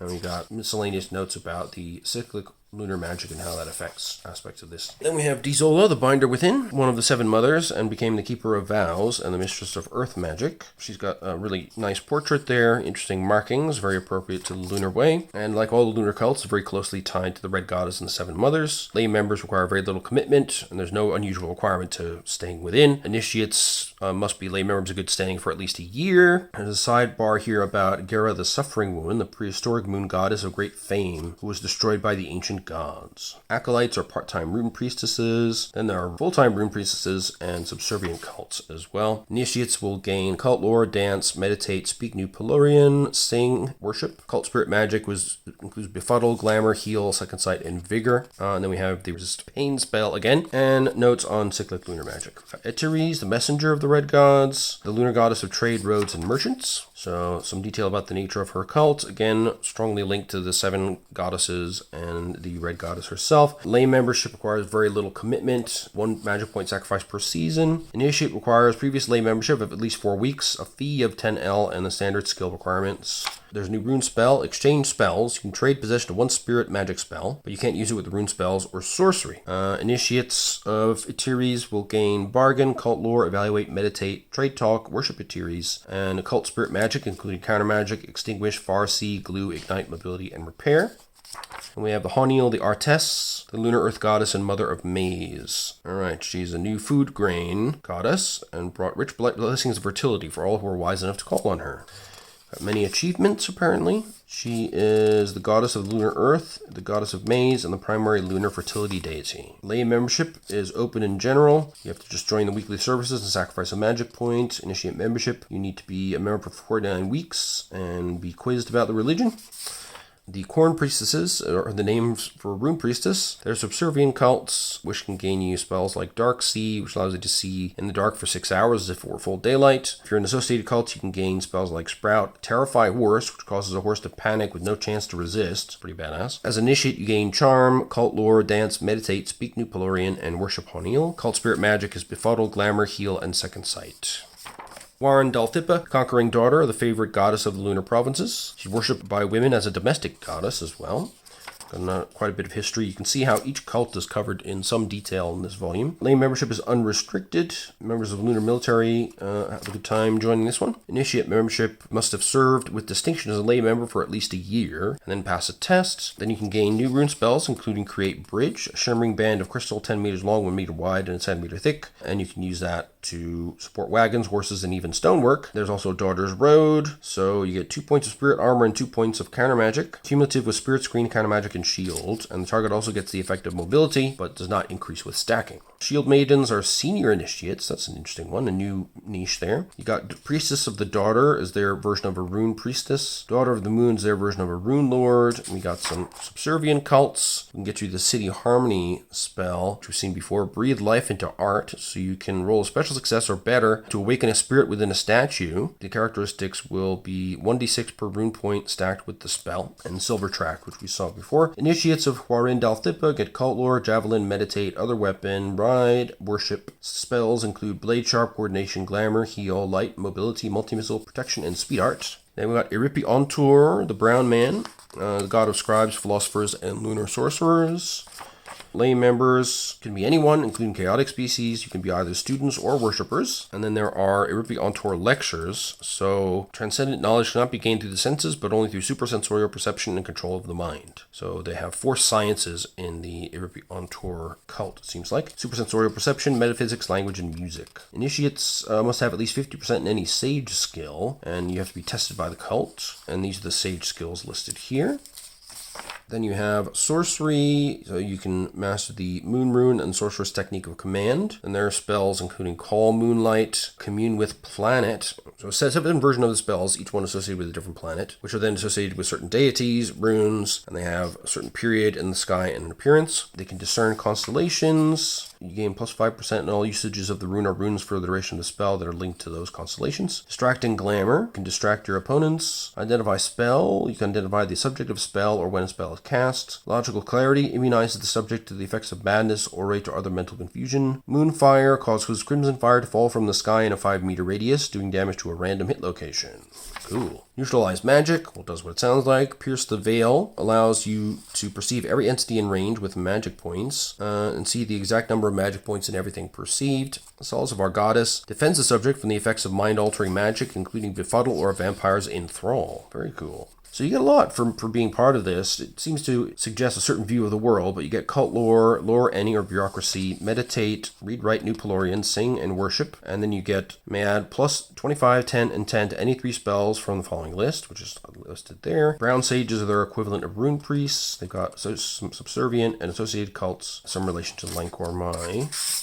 We got Jakalil the Witch, a shaman priestess of the dark powers in the mountains of Jord, one of the 7 mothers, and associated with the crescent go moon. So a relatively short description here. Lay members worship her to get protection from restless spirits and vengeful things from the underworld. Just have to offer 1 magic point at each ceremony. Initiates must persuade a witch to be taken on into Jakalil's mystery. You can gain cool spells like Command Ghost and Summon Ghosts, which are obviously very relevant to each other. Associated cults can give you things like the invisibility spell, making you invisible by diverting attention from the target to a spot other than where the spell target is. Interesting. So it's kind of somebody else's problem field. Initiates of Jakalil, they gain cult lore, meditate, speak spirit speech, spirit combat, spirit lore, and worship. And spirit magic can be any you want. Very cool. Anisalor and Gabaji, the Bright One and the Deceiver. The hubris of mortals reached its ultimate form when they sought to create the perfect god. So the story of Anisalor is well known and often repeated as a morality tale. Most people know only parts of the whole story. Got some details of that story here. The nature of the cult, its organization, paths of illumination described. Lay membership is not possible. There's no actual structure to the cult. Initiates are the backbone of the cult. And various spells can trigger what's called illumination, which is how that brings you to the path of Nisalis and Gubaji. It's an illumination skill that can be learned and trained like anyone others. Goddess. Several spells, including Madness, Mind Blast, or Rays of Piercing Truth, can trigger Illumination. You can also do it through training, meditation in the Moon Rune, or other events like Hero Quest. You get benefits of Illumination, which are listed out here. Some secret knowledge. You can get runic opportunities, other stuff going on. So lots of things about enlightenment here. There are no God Talkers, no Rune Lords, no Rune Priests, associated cults as such. So writers despair of capturing the flavor of a revolutionary mystical philosophy in any game mechanics. Most Gloranthans dogmatically believe that chaos equals evil. To propose otherwise would be analogous to suggesting that rape and murder are perfectly acceptable. So it's a pretty interesting section here that deserves some additional study, particularly if you are part of the traditional belief system that all chaos is always bad. Now we have the Red Emperor, the son of the Red Goddess and the demigod ruler of the Empire. He has no name, only titles. As a living god, he presides over the rituals that maintain and revive the cosmos and is in charge of maintaining the magical connections of the Lunar Empire. All right, so here we have a living god, a god king. We've got various masks over the ages. Yeah, a lot of detail about the current incarnations and previous incarnations of the Red Emperor. The nature of his cult. He's the son of the Red Goddess with a great deal of power and influence. It's very easy to become a lay member. So basically, if you are any cult member in the Lunar Empire, you will be a member of his cult. Initiates will have a loyalty Red Emperor of 90% at least, and you can offer yourself to aid him in his sacred functions. And then he will decide if you're worthy of that. There are subservient cults and associated cults. Of course, the Crimson Bat, Dan 5 Zeron, which can gain you the Resist Pain spell. Got association with most of the other lunar cults, as you would imagine. Some miscellaneous notes on his rebirth, lunar sickle magic, proxies, and so forth. We have the Red Goddess herself, Mistress of Time, Sister of Chaos, Daughter of Entropy, a Lurker upon the Veil, and many other titles. She was reborn in time, having lost both her immortality and death during the Gods' War. Then she was brought back, and here are the 7 steps of how she came back. The nature of the cult itself. Got some very cool pictures of each of the steps, how they're laid out. In this book, once again, the love poured into the artwork, and the description here is amazing. Now we have some new rune magic. So she doesn't provide any common rune magic except for Command Cult Spirit. Then we got cyclical characteristics. So basically you can affect a characteristic and it alters with the phases of the moon. You have Red Goddess skills. So Amplify, which increases the effectiveness of spirit spells. Combine, cast multiple spells at once. At the same strike rank, you can add distance to magic skill or prolong a spell, adding 5 minutes to the duration of any temporal spirit magic spell. Costs 1 extra magic point each. She's the creator of lunar magic, which is pretty important, and she has a lot of subsidiary cults, and some special magic can come from that, like Meteor Swarm, causing stones to fall from the sky, and the phase of the moon affects the damage, with full red moon giving 12d6 damage. Yikes. And we've got lots of associated cults. So the Crimson Bat will give you Glow Spot, Gara will give you Resist Pain, Primal Chaos will give you the Chaos feature. Chaos features all listed here that you can roll for. So basically this can give you some crazy stuff that happens. Sometimes you need to roll twice for chaos features, and for the same, if you get the Curse of Thed, if you try to leave. Terrify Horse, again, a really useful spell when you're facing cavalry. Some details about Illumination, the 3 miracles, phases of the Red Moon, Lunar Chaos. Got Tilo Nori, the young life in the Lunar Pantheon. She's the Lunar Goddess of Youth, and Cupbearer to the Red Goddess. There's only lay membership available. Simply tell the presiding priestess of the desire to join. Then you can get any spirit magic at twice normal prices as per the 7 Mothers cult. So just very few little notes about her. We got Yanafal Tarnils, Ram and Warrior, an exiled nobleman, became an immortal new god who defeated his master Humoct in battle. High honor and bravery are upheld, and he is the major war god of the Empire. Alright. Lay members. All soldiers in the Lunar Army are lay members automatically. Initiates must have proven themselves in combat and will have 50% in fighting with a weapon. Women and men are equally welcome, and they have a gift and geese table here, so you get a special gift with an equal number of geeses to go with it. Then we've got different mundane benefits. A scimitar is the name of their rune lord. Subservient cults and associated cults are listed out. And of course the influence of cyclical rune magic, the glow line that surrounds the Lunar Empire, and some more details about the Lunar Army's organization. Oh, and initiates of Yanafal Tarnils, they get battle +10, cult lore, copies, meditate, other weapon, and lots of fighting related spirit magic. Yara Aranis is the savage goddess who exists to terrorize and slay the horse nomads. The daughter of the Red Emperor and Gorgoma, conceived in the underworld, and more popular in the Northern Lunar Empire. Organized around the temples of the Reaching Moon, reports directly to the Red Emperor, who personally appoints the high priestess of each temple of the Reaching Moon. Actively supported, closely connected to the Lunar College of Magic. Lay members must present a gift to the priestess equal to 5 clacks. That's it. Initiate membership must have served for at least a year with distinction, and then have loyalty, red emperor, or hate penance passion at 60% or more, and then pass a test. And you can gain bind ghost, command ghost, glow spot, spider limbs, can make a spider double all its move and climb skills, and immune to lots of other stuff. And cast on a non-spider, you gain 4 extra limbs, doubling the user's move and climb skill, and render you immune to natural magical webbing. The other 2 arms can hold additional effects. You get 1 free attack and parry per round in addition to all other combat rounds. And you get Terrify Horse. Awesome. I want to be a part of this one. Associated cults, Gorgorma can give you the Nightmare spell, get Despair condition when you wake up, and minus 10% with all abilities until the next time you go to sleep. Agony, we've seen before, Crack as well. Initiates of Yara Aranis get Battle, Cult, Lore, Dance, Copies or Bow or One-Handed Spear, Meditate, Spirit Combat, and various combat spirit magic. So there you go. That is my extremely long summary of the 5 different books. I wanted to go much shorter than this, but unfortunately went further than I expected. Anyway, I hope that was somewhat helpful. You'll see that these 5 books cover an awful lot of ground. Each one, what you want to include, I think will depend on how far you want to go into Glorantha and Myth, and what you want to include in your campaign, what kind of characters you want to see in your campaign, and what you think your characters can handle, and your players can handle as well. So, in any case, we covered a lot today, and I'll shut up now. But if you enjoyed what you saw, please click like and subscribe, and the little bell thingy. Keep me motivated. If you want to keep me going and support my efforts, then please use the donation link to Ko-fi down below. And I hope to see you in my next video and in future videos on the channel. So please do join us and leave some comments below if you have any thoughts on this series. In the meantime, take care, be well, and I hope to see you in the next video. All right, take care. Bye-bye.